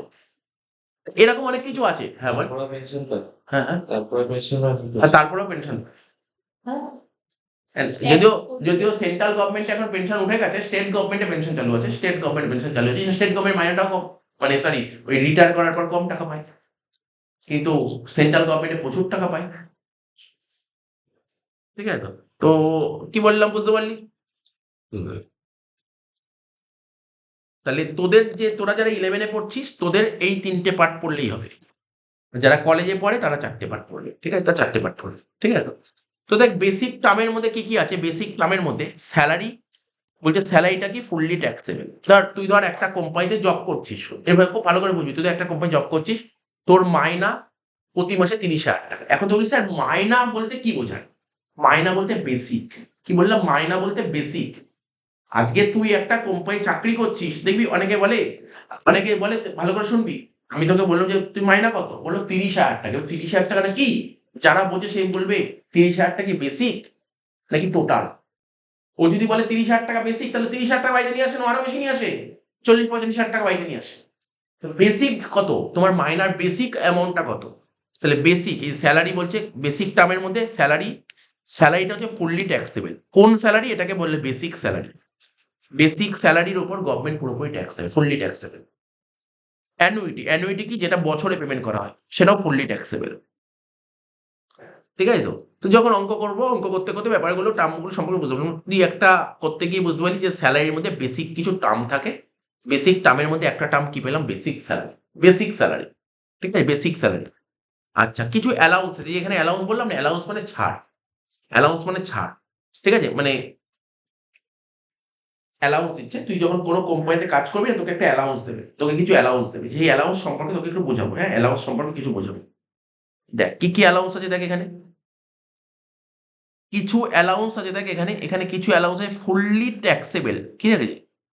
ফুললি ট্যাক্স, আমি তোকে বলি ফুললি ট্যাক্সেবল অ্যালাউন্স কাকে বলে, একটু বোঝাচ্ছি ফুললি ট্যাক্সেবল অ্যালাউন্স কাকে বলে। সিম্পল উদাহরণ বলছি, তুই ধর কোম্পানি থেকে 100 টাকা পাচ্ছিস প্রতি মাসে, সাপোজ কোম্পানি থেকে প্রতি মাসে 100 টাকা করে পাচ্ছিস, তাহলে 12 মাস, স্যালারির অঙ্ক সবসময় 12 মাসে হয়। প্রতি মাসে 100 টাকা করে পেলে 12 মাসে কত টাকা দিচ্ছে তোকে বল? বল বল বল। প্রতি মাসে 100 টাকা করে পেলে 12 মাসে 1200 টাকা দিচ্ছে, ঠিক আছে? এখানে একটা কথা মাইনাস লিখলাম, মাইনাস দিয়ে লিখবো কি বলতে? এক্সেমশন। এক্সেমশন, স্যার এক্সেমশন মানে কি? এক্সেমশন মানে হচ্ছে ছাড়, বাংলায় বলা হয় ছাড়, বাংলায় বলা হয় ছাড়। ছাড় হলো 0, ছাড় সাপোজ 0 হলো, তাহলে 1200 থেকে 0 বাদ দিলে কত হয়? 1200 হলো। তাহলে এই যে অ্যালাউন্সটা, এটাকে কি বলে জানিস তো? তুই যে 1200 টাকা পেলি, পুরো 1200 টাকার উপর ট্যাক্স নিয়েছে নাকি কিছু বাদ গেছে? তুই যে 1200 টাকা পেলি কোম্পানি থেকে, পুরো 1200 টাকার উপর ট্যাক্স নিয়েছে, হ্যাঁ কি না? তুই 1200 টাকা পেলি, ছাড় পেলি 0 টাকা, তাই তো? তাহলে তাহলে এই যে 1200 টাকা বেরোলো, এটাকে বলে ট্যাক্সেবল। তাহলে তোকে গভর্নমেন্ট কত টাকার উপর ট্যাক্স নিচ্ছে? স্যার পুরো 1200 টাকার উপর ট্যাক্স দিচ্ছে। তাহলে এখানে কি কোনো রকমের, এখানে লিখেছি এটাকে বলা হয় ফুললি ট্যাক্সেবল। তাহলে বুঝলি ফুললি ট্যাক্সেবল কাকে বলে? তুই যত টাকা পাবি আর উপরে যদি তোর ট্যাক্স নেয়, তাকে বলে ফুললি ট্যাক্সেবল। লিখেছি ফুললি ট্যাক্সেবল কাকে বলে, ব্যাকেটে কি লিখি? No exemption. এখানে কি এক্সেমশন কত আছে? 0, মানে নো এক্সেমশন। তাহলে অ্যালাউন্সেস ক রকমের হতে পারে? অ্যালাউন্স অনেক রকম হতে পারে, তার মধ্যে একটা অ্যালাউন্স কি শেখালাম তোকে? Fully taxable. ফুললি মানে কি? তুমি যা পাবে কোম্পানি থেকে ওই টাকার উপরেই তোমার ট্যাক্স নেবে, যার উপর কোনো ছাড় নেই, এটা ফুললি ট্যাক্সেবল বলে, ঠিক আছে তো? এরকম পড়বো ফুললি ট্যাক্সেবল কাকে বলে, বোঝাবো, নাম লেখা আছে, ওইগুলো পড়তে হবে। পার্টলি ট্যাক্সেবল কাকে বলে? পার্টলি স্যার, পার্টলি কাকে বলে বোঝান?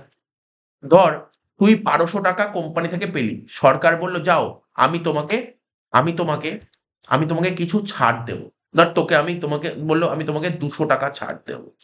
তাহলে তুই 1200 টাকা পেলি, 200 টাকা ছাড় দিল, তাহলে তোকে কত টাকার উপর ট্যাক্স দেওয়া উচিত গভর্নমেন্টকে? 1000 টাকার উপর। বুঝেছিস কি বললাম? বুঝতে পারলি? 1000 টাকার উপর। তাহলে তুই 1200 টাকা পেয়েছিস কোম্পানি থেকে, গভর্নমেন্ট বললো আমি তোমাকে 200 টাকা ছাড় দিলাম, তাহলে 1200 থেকে 200 বাদ দিলে কত হলো? 1000 টাকা। তোকে 1000 টাকার উপর ট্যাক্স দেবে। এটাকে বলে পার্টলি ট্যাক্সেবল, কিছুটা ট্যাক্সেবল। তাই লিখেছে কি পার্টলি ট্যাক্সেবল অ্যালাউন্স। দেখেছি পার্টলি ট্যাক্সেবল অ্যালাউন্সেস। আর একটা কি হোললি এক্সেম্পট অ্যালাউন্স। তো সরকার, তুই সাপোজ ধর টাকা পেলি 1000 টাকা, গভর্নমেন্ট বললো আমি কোনো ট্যাক্সই নেবো না। মানে এমন কিছু অ্যালাউন্স আছে, ধর তুই সাপোজ ধর পেলি 1200 টাকা পেলি, তুই 1200 টাকায় ছাড় পেয়ে গেলি, তাই তো? তাহলে কত হলো? 0 হলো। তাহলে এরকমটাকে বলা হয় এক্সেম্পটেড অ্যালাউন্সেস। লিখেছি হোললি এক্সেম্পট অ্যালাউন্সেস, পুরোপুরি কোনো টাকাই নেবে না। এটা আবার সবাই পায় না, এই সুযোগ সুবিধা সবাই পায় না। এটা কিছু বিশিষ্ট ব্যক্তি পায়, কিছু স্পেশাল পার্সনই পায়, সবাই পায় না। এই দুটো যেমন সবার ভাগে পড়ে, কিন্তু এটা সবার ভাগে পড়ে না। এটা বেসিক্যালি কারা পায় আমি তো পরে লিখছি, নোট লেখা আছে, আমি পরে বলে দিচ্ছি। এই যে ওইগুলো কারা পায়? হাইকোর্টের জাজরা পায়। সবাই পায় না, হাইকোর্টের জাজরা পায়। তারপর এই যে হাইকোর্টের ও সুপ্রিম কোর্টের যে হাই জাজ তারা পায়, ঠিক আছে? তারপর হচ্ছে অ্যালাউন্সেস টু ইন্ডিয়ান সিটিজেন, কোনো ভারতীয় নাগরিক, ঠিক আছে, যে কিনা গভর্নমেন্ট সার্ভিস করে, ঠিক আছে, এবং ও সার্ভিসে ভারতবর্ষের বাইরে। ধর কোনো একজন লোক সরকারি চাকরি, ঠিক আছে, কিন্তু সরকারি চাকরি করে এরকম কোনো লোক যদি কোনো অ্যালাউন্সেস পায়, ওর উপর গভর্নমেন্ট ট্যাক্স দেবে না, কোনো ট্যাক্স দেবে না, কিন্তু সে কোথায় জবটা দিচ্ছে? ভারতবর্ষের বাইরে দিচ্ছে, ঠিক আছে, তার থেকে গভর্নমেন্ট কোনো ট্যাক্স নেবে না। বুঝতে পারলি ব্যাপারটা কি বললাম? তো সবার জন্য কিন্তু এই নিয়মগুলো নেই, কয়েকজন লোকের জন্য আছে, কয়েকজন লোকের জন্য। আচ্ছা, এখানে কি বুঝতে পারলি? তাহলে তুই কি এতক্ষণ পরে কি বুঝতে পারলি? অ্যালাউন্সেস বেসিক্যালি ক রকমের হয়? 3 রকমের হয়। একটাকে বলে ফুললি ট্যাক্সেবল, একটাকে বলে পার্টলি ট্যাক্সেবল, আর একটাকে বলে ফুললি এক্সেপ্টেড, ঠিক আছে, হোললি এক্সেপ্টেড অ্যালাউন্সেস। এইবার পার্টলি ট্যাক্সেবল অ্যালাউন্সেস আবার 2 রকমের হয়। পার্টলি ট্যাক্সেবল কি বললাম কিছুক্ষণ আগে বোঝালাম? ধর তুই কোম্পানি থেকে 1200 টাকা পেয়েছিস, কোম্পানি তোকে 200 টাকা ছাড় দিল, তাহলে এটাকে যে পার্টলি ট্যাক্সেবল বলে। এই যে 200 টাকা ছাড় না, ছাড়টা 2 রকমের হয়। ছাড়টা 2 রকমের হয়। একটা গভর্নমেন্ট ঠিক করে দিয়েছে যে না, এর উপর আমি এত টাকায় আমাদের নিয়ম ছাড়, তত টাকায় বসবে। আর কিছু জিনিস আছে যার উপর বলবে তুমি কত টাকা খরচ করেছো তার উপর ডিপেন্ড করবে, ঠিক আছে? তো আমরা এক একটা করে উদাহরণ দিয়ে বোঝালে না পুরো ব্যাপারটা ক্লিয়ার হবে। এই যে আমি যে জিনিসটা বোঝাচ্ছি যে কোন পয়েন্টটা, ওইভাবে পড়তে বুঝতে অসুবিধা হবে। এবার এখানে বলছি ফুললি ট্যাক্সেবল, এটা আগে পড়ছি ফুললি ট্যাক্সেবল, এটা মুখস্থ করতে হবে। হ্যাঁ, এইগুলো মুখস্থ করতে হবে, কোন কোন অ্যালাউন্সকে ফুললি ট্যাক্সেবল বলে। আচ্ছা বল, এইমাত্র বললাম ফুললি ট্যাক্সেবল কাকে বলে? ফুললি ট্যাক্সেবল কাকে বলে? ফুললি ট্যাক্সেবল অ্যালাউন্সেস কাকে বলে? গভর্নমেন্ট যার উপর ছাড় দেন, যার উপর কোনো ছাড় নেই, পাতি কথা, যার উপর কোনো ছাড় নেই, ফুললি ট্যাক্স, যার উপর কোনো ছাড় নেই। যেমন ডিএ। আচ্ছা ডিএ এর নাম শুনেছিস? খবর চালালে সারাক্ষণ ডিএ ডিএ বলছে, শুনেছিস ডিএ এর নাম? খবর দেখিস কেউ বাড়িতে? দেখবি খবর শুনলেই দেখবি ডিএ এর কথা বলে, ডিএ বাকি আছে, ডিএ বাকি আছে, ডিএ। স্যার খবরই তো শুনি না। ডিএ, ডিএ এর ফুল ফর্ম কি বলতো? Dearness allowances. ডিএ এর ফুল ফর্ম কি? Dearness allowances. তো ডিয়ারনেস অ্যালাউন্সেস হচ্ছে এমন এক ধরনের অ্যালাউন্সেস, এটা হচ্ছে ফুললি ট্যাক্সেবল অ্যালাউন্সেস। হ্যাঁ, বলতে পারি এই অ্যালাউন্সেস কেন দেয়? এই অ্যালাউন্সেস কেন দেয়? দেখ, জিনিসপত্রের দাম প্রতিনিয়ত বাড়ছে, ঠিক আছে, জিনিসপত্রের দাম প্রতিনিয়ত বাড়ছে, মানে ইনফ্লেশন হচ্ছে, ইনফ্লেশন বুঝিস তো, মুদ্রাস্ফীতি। জিনিসপত্রের দাম প্রতিনিয়ত বাড়ছে, তাই সরকার কি করে? সরকার কি করে যে না, জিনিসপত্রের দাম যদি প্রতিনিয়ত বাড়তে থাকে, তাই জন্য ওদেরকে ডিএ দেওয়া। ডিএ কেন দেওয়া হয়? জিনিসপত্রের দাম বাড়ছে, ওটাকে মেনটেন করার জন্য ডিএটা দেওয়া হয়। ঠিক আছে? তো তো ডিএ, হ্যাঁ বল। এটা কি? ওটা তো বললাম, ডিএ কে বলা হয় বাংলায় বলা হয় মহার্ঘ ভাতা। তো এটা মাথায় রাখো, বাংলা শুনে লাভ নেই। ডিআরএস অ্যালাউন্স এমন এক ধরনের অ্যালাউন্সেস, এই অ্যালাউন্সেস যারা চাকরি করে তাদেরকে দেওয়া হয়। এটা কার উপর দেওয়া হয়? বেসিক স্যালারি যেটা থাকে তার উপর দেওয়া হয়। বেসিক স্যালারির উপর ডিএ দেওয়া হয়, ঠিক আছে? দেখ ভাব, এমন এমন কোম্পানি আছে বেসিক স্যালারি, ধর তুই ধর কোনো কোম্পানি চাকরি করছিস, তোর মাইনা ধর 50,000 টাকা, বেসিক 50,000 টাকা, ডিএ দিয়ে দিল 50%। তাহলে 50% কত হয়? 50,000 50%, ভাব 25,000 টাকা, 70,000 টাকা তো এমনি হয়ে গেল। তো সবাইকেই দিয়ে দেওয়া হয়, ঠিক আছে? তো তো ডিএ, তাহলে কি বললাম? ডিএ জিনিসটা কি? ডিআরএস। এই ডিএটা কেন দেওয়া হয়? জিনিসপত্রের দাম প্রতিনিয়ত বাড়ছে, তুই যখন কাজে ঢুকেছিলি তখন একটা জিনিসের দাম ছিল, তার যা দাম ছিল, সেই জিনিসের দাম আজ থেকে 10 বছর পর সেই জিনিসের দাম নেই। তাহলে তুই যে চাকরি করে সে কিনবে কি করে? জিনিসপত্রের দাম যেহেতু বাড়ছে, তাই দিয়ে এটা দিতে হবে না, ওকে ওকে দিয়ে দিতে হবে। তাহলে ও কি করে কন্ট্রোল করবে এই জিনিসটাকে? ঠিক আছে তো? আচ্ছা, টিফিন অ্যালাউন্সেস মানে তুই যে চাকরি করছিস, তো সারাদিন টিফিন করতে হতে পারে। এই জন্য কোম্পানি থেকে তোকে টিফিন দেখ। এই টিফিন অ্যালাউন্সেস ভালো করে বোঝ। টিফিন অ্যালাউন্স কি? তুই ধর চাকরি করছিস, প্রতিদিন কাজ করিস, তো সারাদিন তুই টিফিন করতে হয় তো। মানে যারা কাজ করে সকাল 10টা থেকে বিকাল 5টা, টিফিন তো করতে হবে ওকে, হ্যাঁ কি না? টিফিন তো করতে হবে। ধর টিফিন করতে ধর ধর টিফিনের জন্য কোম্পানি থেকে বললো, যাও আমি তোমাকে প্রতিদিন 70 টাকা করে দেবো। প্রতিদিন 70 টাকা করে দেবো টিফিন অ্যালাউন্স। প্রতিদিন 70 টাকা করে দিলে, ঠিক আছে, প্রতিদিন 70 টাকা করে দিচ্ছে, ঠিক আছে। এবার দেখ ও কি 70 টাকা খরচা করছে, দেখা গেল ও 70 টাকার বেশিও খেতে পারে, আবার কমও খেতে পারে। কম আর কি করে হবে, 70 টাকার বেশিই হবে ধর খাওয়া। ও ধর 100 টাকা হলো, তো ওকে কোম্পানিতে 70 টাকা দিল, কিন্তু ওর খরচা হলো কত? 100 টাকা। ঠিক আছে, 30 টাকা পকেট থেকে করতে হবে। ব্যাপারটা বুঝলি? মানে পুরো টাকা দেয় না, মানে একটা লিমিট বেঁধে দিয়েছে, আমি তোমাকে 70 টাকা দেবো। ঠিক আছে তো? Tiffin allowance. আর টিফিন অ্যালাউন্স কি, এর উপরে গভর্নমেন্ট কোনো ছাড় দেয় না। তারপর কি বলে পর, সার্ভেন্ট অ্যালাউন্সেস। সার্ভেন্ট, ঠিক আছে, যে এমপ্লয়ি সে তো তার বাড়িতে তো সার্ভেন্ট আছে, সার্ভেন্ট রেখেছে, সার্ভেন্ট রাখার জন্য কোম্পানি থেকে ছাড় পাচ্ছে। ঠিক আছে, দেখা গেলো সার্ভেন্টকে প্রতি মাসে 4,000 টাকা করে দিতে হয়, ও কোম্পানি থেকে পেলো 500 টাকা করে। সব টাকা দেবে নাকি? কিছুটা দেবে। তুই কিছুটা রিলিফ পেলি না? তোর প্রতি মাসে 4,000 টাকা দিতে হচ্ছে, তোর প্রতি মাসে, হ্যাঁ প্রতি মাসে তো 3,500 টাকা দিতে হচ্ছে। কি বললাম বলতে, যে সরকার কি বলেছে, যে সার্ভেন্ট অ্যালাউন্স জিনিসটা কি, এই এই টাকাটা যদি কোনো এমপ্লয়ি পায়, তার উপর কোনো রকমের কোনো ছাড় নেই, পুরো ট্যাক্স নেব। তারপর কি বলছে, মেডিকেল অ্যালাউন্সেস। মেডিকেল অ্যালাউন্স নাম শুনেছিস তো? মেডিকেল অ্যালাউন্সেস, এই যে ধর এমপ্লয়ি, ধর মিস্টার এ একটা জায়গায় চাকরি করছে, এবার মেডিকেল অ্যালাউন্স জিনিসটা কি? মেডিকেল মেডিকেল অ্যালাউন্স বাবদ ও টাকা পাচ্ছে। মেডিকেল অ্যালাউন্স বাবদ ও কোম্পানি থেকে টাকা পাচ্ছে, ঠিক আছে তো? এটা মাথায় রাখতে হবে, মেডিকেল অ্যালাউন্স বাবদ। কিন্তু অনেক এমপ্লয়ি আছে এই টাকা নিতে চায় না। এ টাকা নেওয়া মানে লস। এই টাকা নেওয়া মানে লস। মেডিকেল অ্যালাউন্স কত দেবে? খুব জোরে কত দেবে? 500 টাকা করে দেবে। খুব জোরে 500 টাকা করে দেবে। 500 টাকা করে দিলে বছরে 6,000 টাকা হলো। এটা নেওয়া মানে ওর কাছে বিশাল বড় লস। কেন লস? ও যদি মেডিকেল অ্যালাউন্স না নেয়, তাহলে কি হবে? মেডিকেল অ্যালাউন্স না নিলে ওর ধর কখনো যদি শরীর খারাপ হয়, ঠিক আছে, ওর যদি কোনো শরীর খারাপ হয়, ধর কোনো একটা বড় নার্সিং হোমে ভর্তি হতে হবে, অপারেশন করতে হবে, পুরো কোম্পানি থেকে ফ্রিতে ট্রিটমেন্ট হয়ে যাবে। এই 500 টাকা নিলে আগে তার ট্রিটমেন্টটা হবে না, ঠিক আছে? মেডিকেল ফেসিলিটি পাবে না, মেডিকেল অ্যালাউন্স পেলে ফেসিলিটি দেবে না। ঠিক আছে, থাকে এরকম নিয়ম থাকে। তো যাই হোক, মেডিকেল অ্যালাউন্সেস এটাও ফুললি ট্যাক্সেবল। কি ফুললি ট্যাক্সেবল? এইগুলো তোকে পড়তে হবে, হ্যাঁ, পরীক্ষায় ইম্পর্টেন্ট কিন্তু। মানে এইগুলো কি থিওরি দেবে না, এইগুলো তোকে যখন অঙ্ক করবে, অঙ্ক করতে গেলে জানতে হবে, ও লিখে দেবে, তোকে জানতে হবে এটা ফুললি ট্যাক্সেবল নাকি পার্টলি ট্যাক্সেবল। তাহলে কি কি বললাম? ফুললি ট্যাক্সেবল বল দেখি, কি পড়, দেখ, দেখে দেখেই বল কি কি লেখা আছে। Dearness allowances fully taxable, tiffin allowances fully taxable, servant allowances fully taxable, medical allowances fully taxable, lunch allowances, lunch, ওটা ছিল টিফিন অ্যালাউন্সেস, লাঞ্চ অ্যালাউন্সেস, এটাও ফুললি ট্যাক্সেবল। তার project allowances fully taxable, family allowances fully taxable, overtime allowances fully taxable, city compensatory allowances, খুব important, এটা খুব দেয়, city compensatory allowances, ঠিক আছে, fully taxable. Warden allowances, special allowances fully taxable, ঠিক আছে। Marriage allowances fully taxable, winter allowances fully taxable, deputation allowances fully taxable. এ কটা পড়লে বাইরে কিছু পড়ার দরকার হয় না, ঠিক আছে, এ কটা পড়লে বাইরে কিছু পড়ার দরকার হয় না, ঠিক আছে। এর মধ্যেই তুই যে যত অঙ্ক করবি, এর মধ্যেই নামগুলো থাকবে ফুললি ট্যাক্সেবল, এর বাইরে কিছু থাকবে না, ঠিক আছে। স্যার মুখস্থ করতে কিছু মুখস্থ করার দরকার নেই, এক দুবার রিডিং মারবি, তারপর অঙ্ক করার সময় ধর অঙ্ক করছিস তো, তুই করতে করতে আটকে গেলে জাস্ট নোটটা খুলে দেখে নিবি কোনটা ফুললি ট্যাক্সেবল, বুঝতে পারি তো? ফুললি ট্যাক্সেবল জানতে হবে কিন্তু, হ্যাঁ, ফুললি ট্যাক্সেবল থাকবেই পরীক্ষায়। তার মধ্যে আমরা দেখেছি কোন পয়েন্ট বেশি দেয়, সেটাই বলতে পারি। আমি দেখেছি যে এই পয়েন্টগুলো বেশি দেয়, আমার কাছে চোখে পড়েছে এতদিন পর্যন্ত। এই পয়েন্টটা খুব আসে দিয়ে, প্রতিটা অঙ্কেই থাকবে। মেডিকেল অ্যালাউন্সও থাকবেই, ঠিক আছে, সিটি কম্পেন্সেশন থাকবেই, ঠিক আছে, ম্যারেজ পাবি, ঠিক আছে, টিফিন পাবি, সার্ভেন্ট পাবি, লাঞ্চ পাবি, এই কটাই পড়ে রাখিস। এই পয়েন্টগুলো খুব বেশি দেয়, আমি দেখেছি।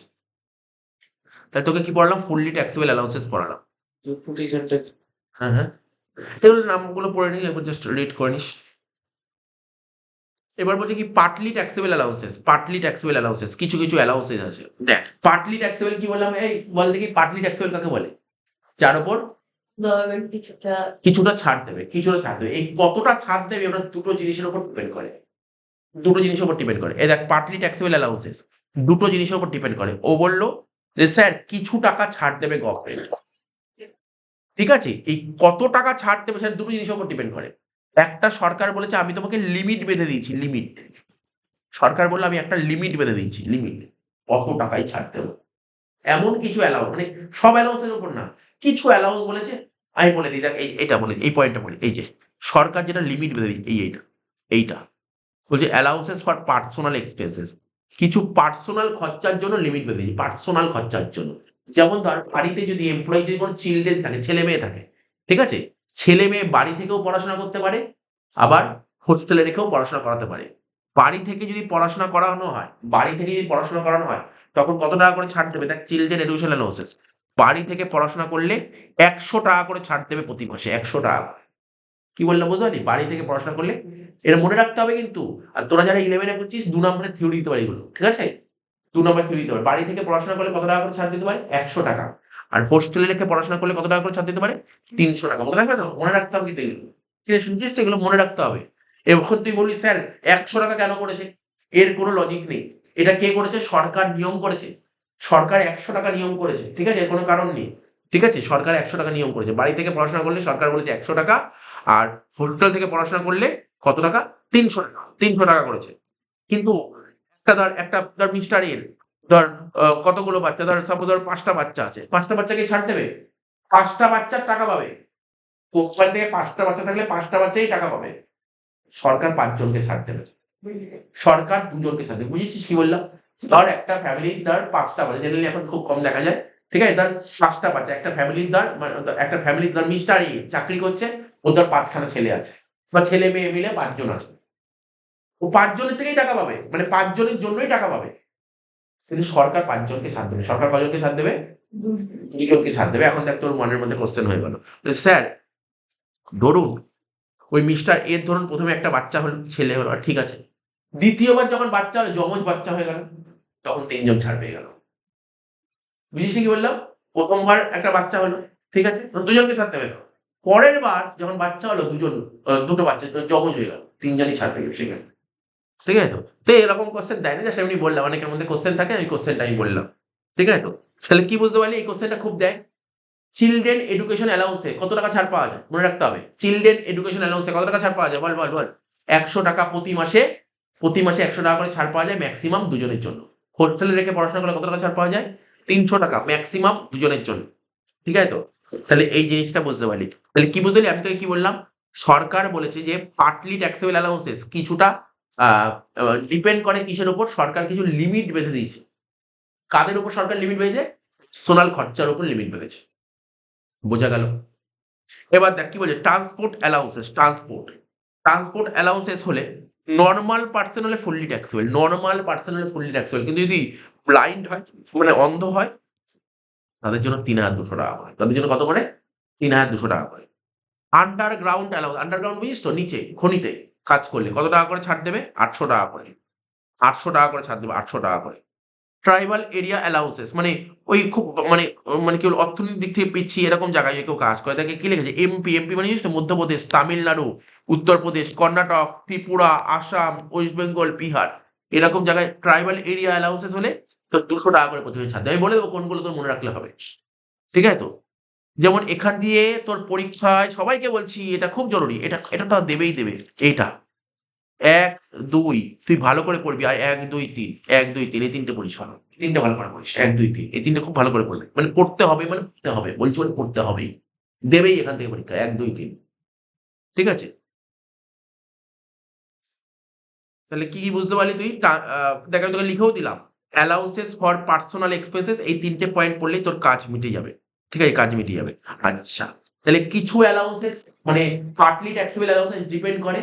সরকার কিছু লিমিট বেঁধে দিয়েছে। কার জন্য লিমিট বেঁধেছে? বল। পার্সোনাল খরচার জন্য লিমিট বেঁধেছে। আর অফিসিয়াল খরচার জন্য কি করেছে? এই দেখ ঠিক আছে। পার্টলি ট্যাক্সেবল অ্যালাউন্সেস যেটা ডিপেন্ড করে অফিসিয়াল খরচার উপর। অফিসে কত খরচা হয়েছে। দেখ কি লিখেছে? এই দেখ এখানে কি লিখেছে? Travelling allowances. ট্রাভেলিং নাম শুনেছিস তো? ধর কোম্পানি থেকে তুই ট্রাভেলিং অ্যালাউন্স এর টাকা পেয়েছিস। কত টাকা পেয়েছিস? তুই কোম্পানি থেকে ট্রাভেলিং অ্যালাউন্স এর কিছু টাকা পেয়েছিস। যে টাকাটা পেয়েছিস এটা পার্টলি ট্যাক্সেবল। মাইনাস হবে স্যার এর উপর কত টাকা ছাড় না এর উপর কোনো ছাড়ের কোনো লিমিট বেঁধে দেয়নি, বলেছে কি তোমার অফিস পারপাসে কত টাকা খরচা হয়েছে সেই টাকাটা বাদ যাবে। কি বললাম বুঝতে পারলি? কি বললাম বুঝতে পারলি? তুই ধর কোম্পানি থেকে ট্রাভেলিং অ্যালাউন্স পেয়েছিস 10,000 টাকা, এক বছর 10,000 টাকা পেয়েছিস, কিন্তু অফিসের পারপাসে তোর 8,000 টাকা হচ্ছে, তখন 8,000 টাকায় বাদ যাবে। বুঝতে পারলি কি নিয়মটা কি? ট্রাভেলিং অ্যালাউন্সে কি বাদ যাবে? অফিস পারপাসে কত খরচা হয়েছে। তারপর কি বলেছে দেখ আর কি লিখেছে পর এখানে, ডেইলি অ্যালাউন্সেস ওই একই কথা, অফিস পারপাসে কত খরচা সেটা বাদ যাবে। তারপর কনভেয়ান্স অ্যালাউন্সেস, দেখ ট্রাভেলিং আর কনভেয়ান্স একই জিনিস, ওই কি বলতো গাড়ি ভাড়া, ঠিক আছে, গাড়ি ভাড়া, helper allowances, academic allowances, uniform allowances, car allowances. তো এই জিনিসগুলো তোকে পড়ে রাখতে হবে। তো এইগুলো কিন্তু তোকে কিন্তু রিড করতে হবে।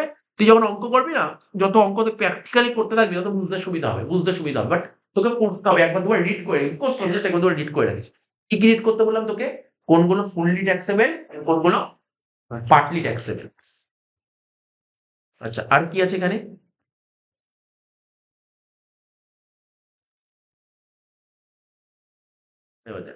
হাউস রেন্ট অ্যালাউন্সেস, পরের দিন দিয়ে অঙ্ক আরম্ভ হবে, ঠিক আছে, বললাম আজকে এই নোটটা পরেই দেবো, পরের দিন অঙ্ক আরম্ভ হবে।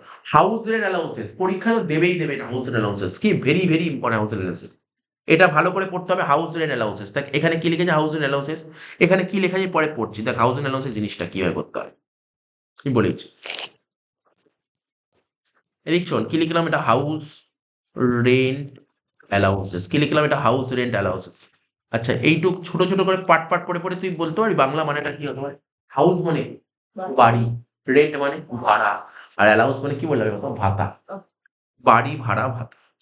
এটার সেকশন কত লেখা আছে আমাদের ইনকাম ট্যাক্স অ্যাক্টে, লিখলাম আন্ডার সেকশন 10, কত নম্বর ধারায় লেখা সেকশন 10, ব্যাকেটে লিখলাম সেকশন 10 সাবসেকশন 13 এ তে লেখা আছে।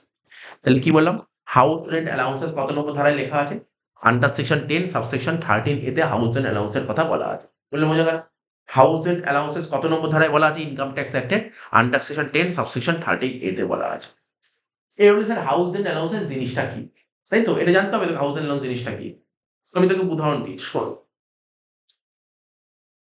তুই ধর কলকাতা শহরে বসবাস করছিস, তাই তো, কোথায় বসবাস করছিস? কলকাতা শহরে বসবাস করছিস। তুই একটা জব পেয়েছিস, কোথায় জব পেয়েছিস একটু দেখি কোথায় জব পেয়েছিস। সাপোজ তুই পুনে সিটিতে জব পেয়েছিস, তাহলে কলকাতায় তুই স্টে করিস, থাকিস, তুই পুনেতে জব পেয়েছিস, তাহলে তুই তো রেগুলার তো কলকাতা থেকে পুনে যাতায়াত করতে পারবি না, রেগুলার কি পুনে যাতায়াত করতে পারবি? তাহলে কি করতে হবে তোকে, পুনেতে গিয়ে থাকতে হবে।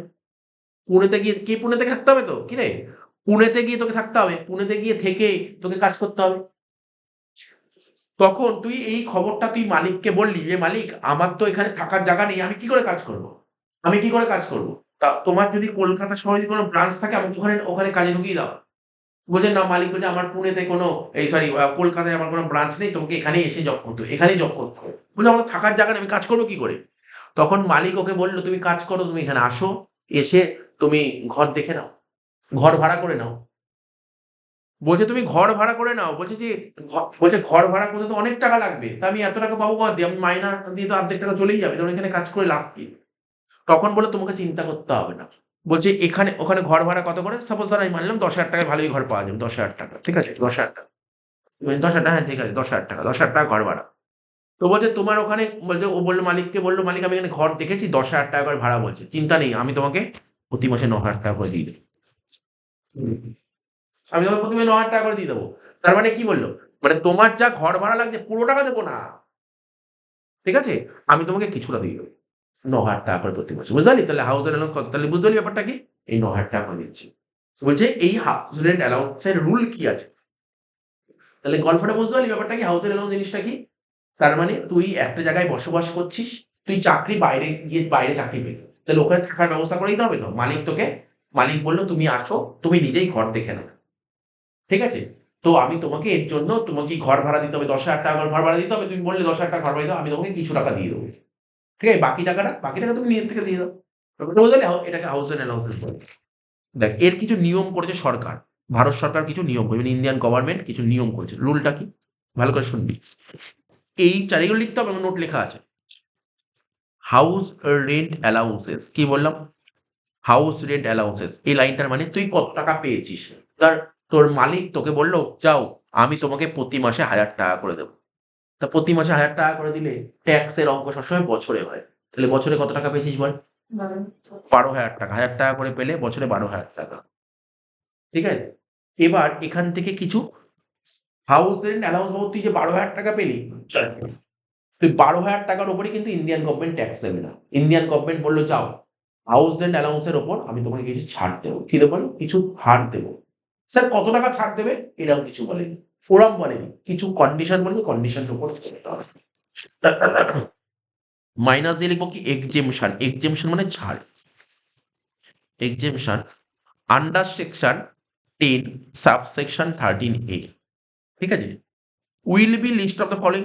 Will be list. আচ্ছা এই লিস্ট মানে বলতে পারি কি? এই লিস্ট মানে LEST লিস্ট মানে জানিস? এই লিস্ট মানে বলতে পারবি? এই লিস্ট মানে জানিস LEST? এই লিস্ট মানে সর্বনিম্ন, ছোট। এই লিস্ট মানে ছোট। Will be list of the followings. Will be list of the followings. একদম পরীক্ষার হলে যখনই অঙ্ক করবি এরকম ভাবে লিখতে হবে কথা। ঠিক আছে, তাহলে কি লিখলাম? Exemption under 10 subsection 13A will be list of the followings. প্রথমে কি লিখবো? House rent allowances. House rent allowances. তাহলে তুই কত টাকা পেয়েছিস বল? বাড়ি ভাড়ার ভাতা কত পেয়েছিস? 12,000 টাকা। সেই 12,000 টাকাটা এখানে লিখবো। তারপর কি লিখবো? Rent paid. কি লিখলাম? Rent paid. Sir rent paid মানে? আচ্ছা তুই তো পুনে শহরে গিয়ে চাকরি করছিস, তাহলে ওখানে তো ঘর ভাড়া নিয়ে থাকতে হয়েছে, তো যার থেকে ঘর ভাড়া নিয়েছিস তাকে ভাড়া দিতে হবে। তো তো মাসে মাসে তাকে ভাড়া দিতে হবে। সাপোজ ধর মাসে মাসে আমি ধরে নিলাম তুই মাসে মাসে কত টাকা করে ভাড়া দিচ্ছিস, ধর 2,000 টাকা করে ভাড়া দিতে হচ্ছে। মাসে মাসে কত করে ভাড়া দিতে হচ্ছে? 2,000 টাকা করে। তো 2,000 টাকা করে মাসে মাসে ভাড়া দিস, তাহলে কত ভাড়া দিবি? 24,000 টাকা ভাড়া দিয়ে দিবি। মাইনাস কি করতে হয়? 10% অফ স্যালারি। দেখি এগুলো আমরা বলিনি, এগুলো পুরো ইনকাম ট্যাক্স ডিপার্টমেন্ট বলেছে এই কথাকে। 10% অফ স্যালারি, এর থেকে স্যালারি 10% বাদ দিতে হবে। তো সাপোজ স্যালারি কত সেটা পরে বেরোবে। স্যালারি কাকে বলে? স্যালারি ধর এখানে লিখে দিলাম স্যালারি বের করার নিয়মটা কি। স্যালারি, এই কনসেপ্ট শিখতে গেলে স্যালারি বলতে কাকে বোঝায়? স্যালারি বলতে বোঝায় বেসিক, যেটা কোশ্চেনে বলবে বেসিক কত টাকা ছিল। ডিএ বলে দেবে। ডিএ কি বললাম? ডিএ বলে দেবে কোশ্চেন, কিচ্ছু চাপ নিতে হবে না, পরের দিন অঙ্ক করাবো, পরের সপ্তাহে অঙ্ক করাবো। ঠিক আছে, পুরো বলে দেবে, ডিএ বলে দেবে। ঠিক আছে, বেসিক ডিএ। ঠিক আছে, আর ডিএর সব ডিএ নিলে হবে না। ডিএর কি নিতে হবে? শুধুমাত্র ফর্মিং পার্ট অফ স্যালারি। ডিএর শুধুমাত্র ফর্মিং পার্টটা নিতে হয়, পুরো পার্ট নিলে হয় না। ফর্মিং পার্ট বলে দেবে, প্যাকেটে বলে দেবে, ফর্মিং পার্ট বলে দেবে। ঠিক আছে, সেটাই নিতে হয়, আর অন্য কিছু নিলে হবে না। আর কি নিতে হয়? Commission on sales. কি লিখবো? Commission on sales. Commission on sales, এই তিনটে যোগ করবি। যোগ করে এটা বেরোবে। মানলাম তিনটে যোগ করে বেরোলো, মানলাম আমার বেরোলো কত বলতো? 1,50,000। সাপোজ আমি মানলাম তিনটে যোগ করে 1,50,000 টাকা বেরোলো, যে স্যালারি বেরোলো তার 10%। তো 1,50,000-এর 10% করলে কত হচ্ছে? 15,000। তাহলে বুঝলি 24 থেকে 15 বাদ দিলে কত হলো? 9,000। আর কি হবে? আর এখানে লিখতে হয় 50% অর 40% অফ স্যালারি। এবার বলেছি 50% কাদের জন্য? 50% কাদের জন্য? ভালো করে শুনবি। এই যে এখানে লিখলাম মেট্রো সিটি। মেট্রো সিটি নাম দিয়ে শুনবি। আমাদের ইনকাম ট্যাক্সের কথা যদি বলি, ইনকাম সরি সরি বাইরে জানা, ঠিক আছে ঠিক আছে। ইনকাম ট্যাক্সের কথা যদি বলি, আমরা যদি ইনকাম ট্যাক্সের কথা বলি, ইনকাম ট্যাক্সের কথা বলি, ইনকাম ট্যাক্সে মেট্রো সিটি কাদের বলেছে? আমাদের ভারতবর্ষে 4টেই মাত্র মেট্রো শহর আছে। 4টে মেট্রো শহর। মানে মেট্রো শহর মানে কি? মেট্রো চলে ওই শহরকে বলছে না। মানে ইনকাম ট্যাক্সের দৃষ্টিভঙ্গিতে, ইনকাম ট্যাক্সের নজরে, ইনকাম ট্যাক্সের নজরে 4টেই মেট্রো শহর আছে। ইনকাম ট্যাক্সের নজরে 4টেই মেট্রো শহর আছে। কি কি? আর বল? কলকাতা। ও বললো কলকাতা, দিল্লি, দিল্লি, মুম্বাই, মুম্বাই। আর বল? 4টে ঠিকই বলেছিস। আর আরেকটা বল। হ্যাঁ, চেন্নাই। মনে রাখবি, হ্যাঁ?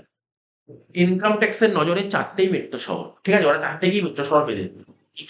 কলকাতা, মুম্বাই, দিল্লি, চেন্নাই। ঠিক আছে, এই 4টেই মেট্রো শহর আছে কলকাতার নজরে। তাহলে যে মেট্রো শহরে তুমি যদি বাড়ি ভাড়া নাও, তুই বাড়ি ভাড়া কোথায় নি? মেট্রো শহরে। মেট্রো শহরে বাড়ি ভাড়া নিলে তখন 50%। মেট্রো শহর হলে 50%, আর মেট্রো শহর না হলেই 40%। বুঝলি? 40% কখন, 50% কখন? মেট্রো শহর হলে 50%, মেট্রো শহর না হলে 40%। তাহলে তো স্যালারি কত বেরোলো স্যার? 1,50,000 টাকা। আমি ধরে নিলাম মেট্রো শহর, আমি ধরে নিচ্ছি মেট্রো শহর। তাহলে 1.5 লাখের 50% করলে কত হয়? 75,000।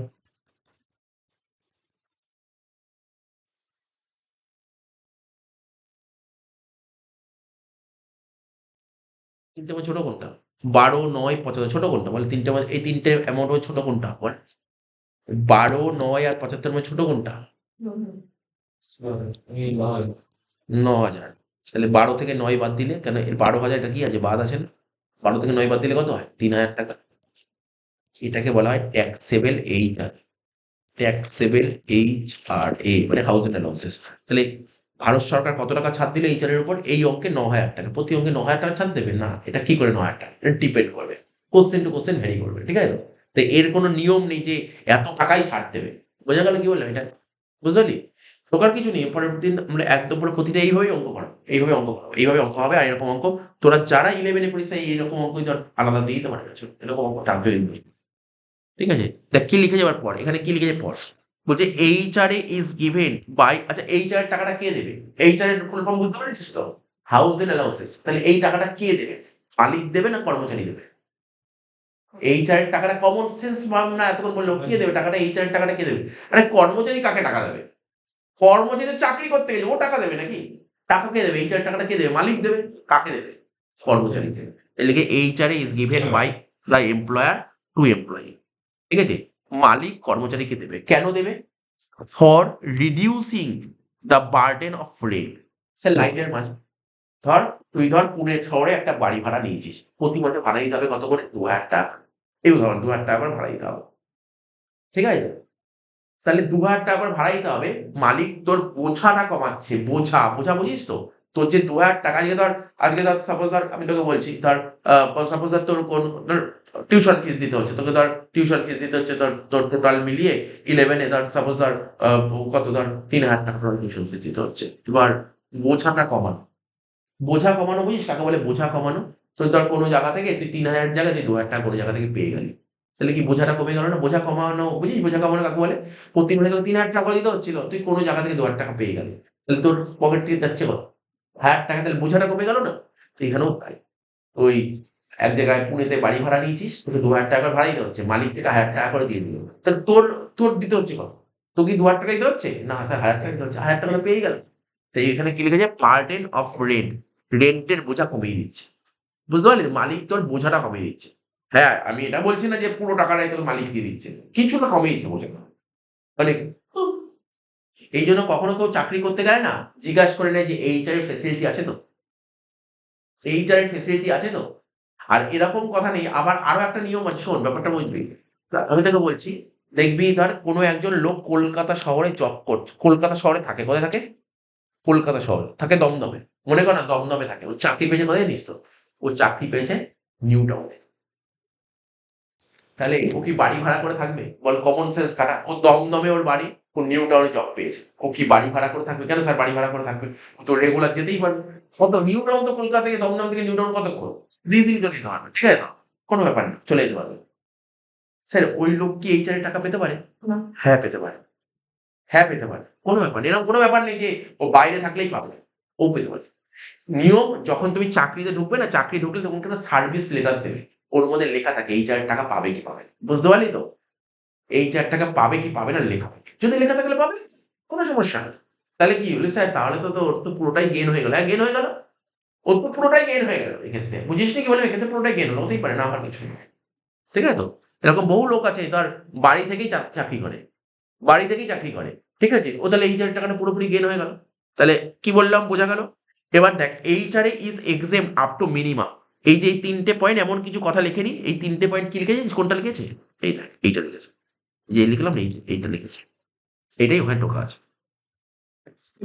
Actual amount of HRA received, rent paid minus 10% of salary, 40% আর 50% of salary. Metro city Kolkata, Mumbai, Delhi, Chennai হলে 50%, আর অন্য শহর হলে 40%। আচ্ছা বলেছে আরামবাগে ঘর ভাড়া দিচ্ছি, কত পার্সেন্ট দিবি? সল্টলেক নিচ্ছি, কত পার্সেন্ট দিবি? কলকাতা লেখা থাকলেই কলকাতা, তোকে ভাবতে হবে না। ও আচ্ছা। কলকাতায় লেখা থাকতে হবে, তাহলেই কলকাতা। আচ্ছা তুই ভাবলে এখানে কলকাতা, এখন তো দিল্লির একটা শহর বলে, কি করে বুঝবি কোন জায়গাটা? তুই চিনিস? কলকাতা নেই জানিস, তুই চিনতে পারলি। তোকে এখন বলে মুম্বাই একটা শহর, তুই এখন বলতে পারবি? ওই লেখায় আগে কলকাতা, মুম্বাই, দিল্লি, চেন্নাই, আর এর বাইরে কিছু তোকে তোকে কি ব্রেন খাটাতে হবে না এগুলোতে? ঠিক আছে তো? আচ্ছা, হয়ে গেল তো অব্দি? বলছে দেখ, আমি তোকে মনের মধ্যে একটা কোশ্চেন এসে সেই কোশ্চেনটা বলি, কারণ যে মনের মধ্যে যে কোশ্চেনটা এসে সেটা হচ্ছে 1 নম্বর পয়েন্টটা। এই কোশ্চেনটা আমার মনের মধ্যে এসছে। সাপোজ তোর বাড়ি কোথায়? দমদম। তুই দমদমে থাকিস। দমদমে তুই থাকিস। জব করিস কোথায়? New town. নিউ টাউনে অনেক কোম্পানি আছে, ক্যাপজেমিনি আছে, ঠিক আছে, জেনপ্যাক্ট আছে, ঠিক আছে, অনেক বড় বড় কোম্পানি আছে। তো তুই ধর নিউ টাউনে একটা কোম্পানিতে জব করছিস, ঠিক আছে। তাহলে তুই বাড়ি থেকে নিশ্চয়ই নিউ টাউনে যেতে পারছিস। দমদম থেকে নিউ টাউন যেতে কতক্ষণ লাগে? ঠিক আছে তো? ওই ইজিলি চলে যেতে পারবি। ওই তোর ওই যদি বাসই আর রাজচন্দ্রপুরের বাস উঠবি, ব্যাস উঠে চলে যাবি রাজচন্দ্রপুরের বাসে। আর না হলে ওলা উবের তো যেতেই পারবি, কোনো ব্যাপার না। ঠিক আছে তো? অনেক উপায় আছে, আরো বাস ফাস আছেই আরো রাস্তা। যাই হোক, তুই ডাইরেক্ট চলে যেতে পারবি। তাহলে কি দেখতে হবে, তুই কোম্পানি থেকে এই টাকা পাচ্ছিস? হ্যাঁ, বলেছে এই টাকা পাচ্ছিস। প্রশ্ন হলো, স্যার এক্ষেত্রে ছাড় কত পাবো? সরকার কি নিয়ম বলেছে? যদি তুমি ভাড়া বাড়িতে থাকো তাহলেই তোমাকে ছাড় দেবো। যদি নিজের বাড়ি থেকে যাতায়াত করো, কোনো ছাড় নেই। কি বললাম বুঝতে পারলি তো? তার মানে এই যে আগের যে এইটা, এটা তো ছাড়।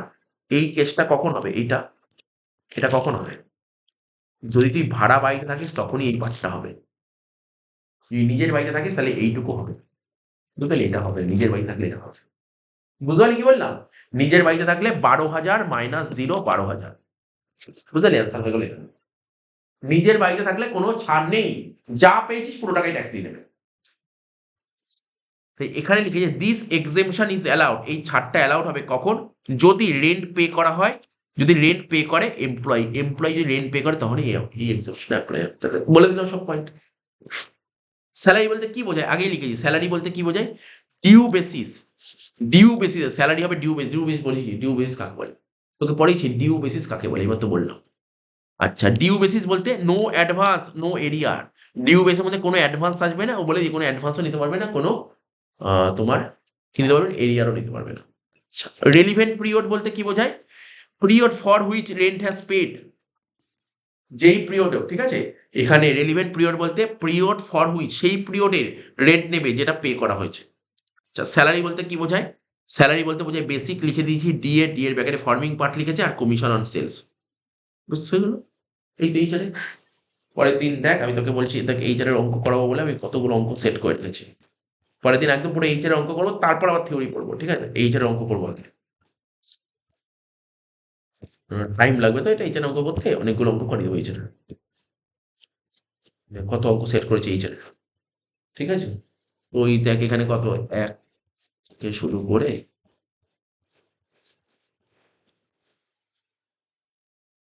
11টা অঙ্ক এইচারে। পরের দিন পুরো 11টা অঙ্ক করে দেবো এইচারের পরের দিন পুরো টোটাল 11টা অঙ্ক এইচারে করে দেবো, ঠিক আছে? তাহলে বুঝতে পারলি তো কি বললাম? সব করা করে দেবো, 11টা এইচারের অঙ্ক করে দেবো, ঠিক আছে তো? কিন্তু তোকে জাস্ট কিছু, স্যার কি পড়ো বাড়িতে গিয়ে? কিচ্ছু পড়ার দরকার নেই সেরকম ভাবে কিছু পড়ার দরকার নেই। যদি সময় পাস, যদি মনে হয় একটু যে জিনিসটা কি বোঝালাম, ঠিক আছে তো? মানে কি বুঝতে পারলি বলি তো? আচ্ছা, তোকে তোর পড়তে গেলে না মানে সেরকম কিছু পড়ার দরকার নেই। তুই পারিস এইচআরে যে নোটটা লেখালাম ওটা একবার দেখিস। আর সেরকম কিছু পড়ার দরকার নেই। ট্যাক্সের এটা কিছু পড়ার দরকার নেই। ঠিক আছে? পরের দিন করাবো, পরের দিনের পর পড়বি।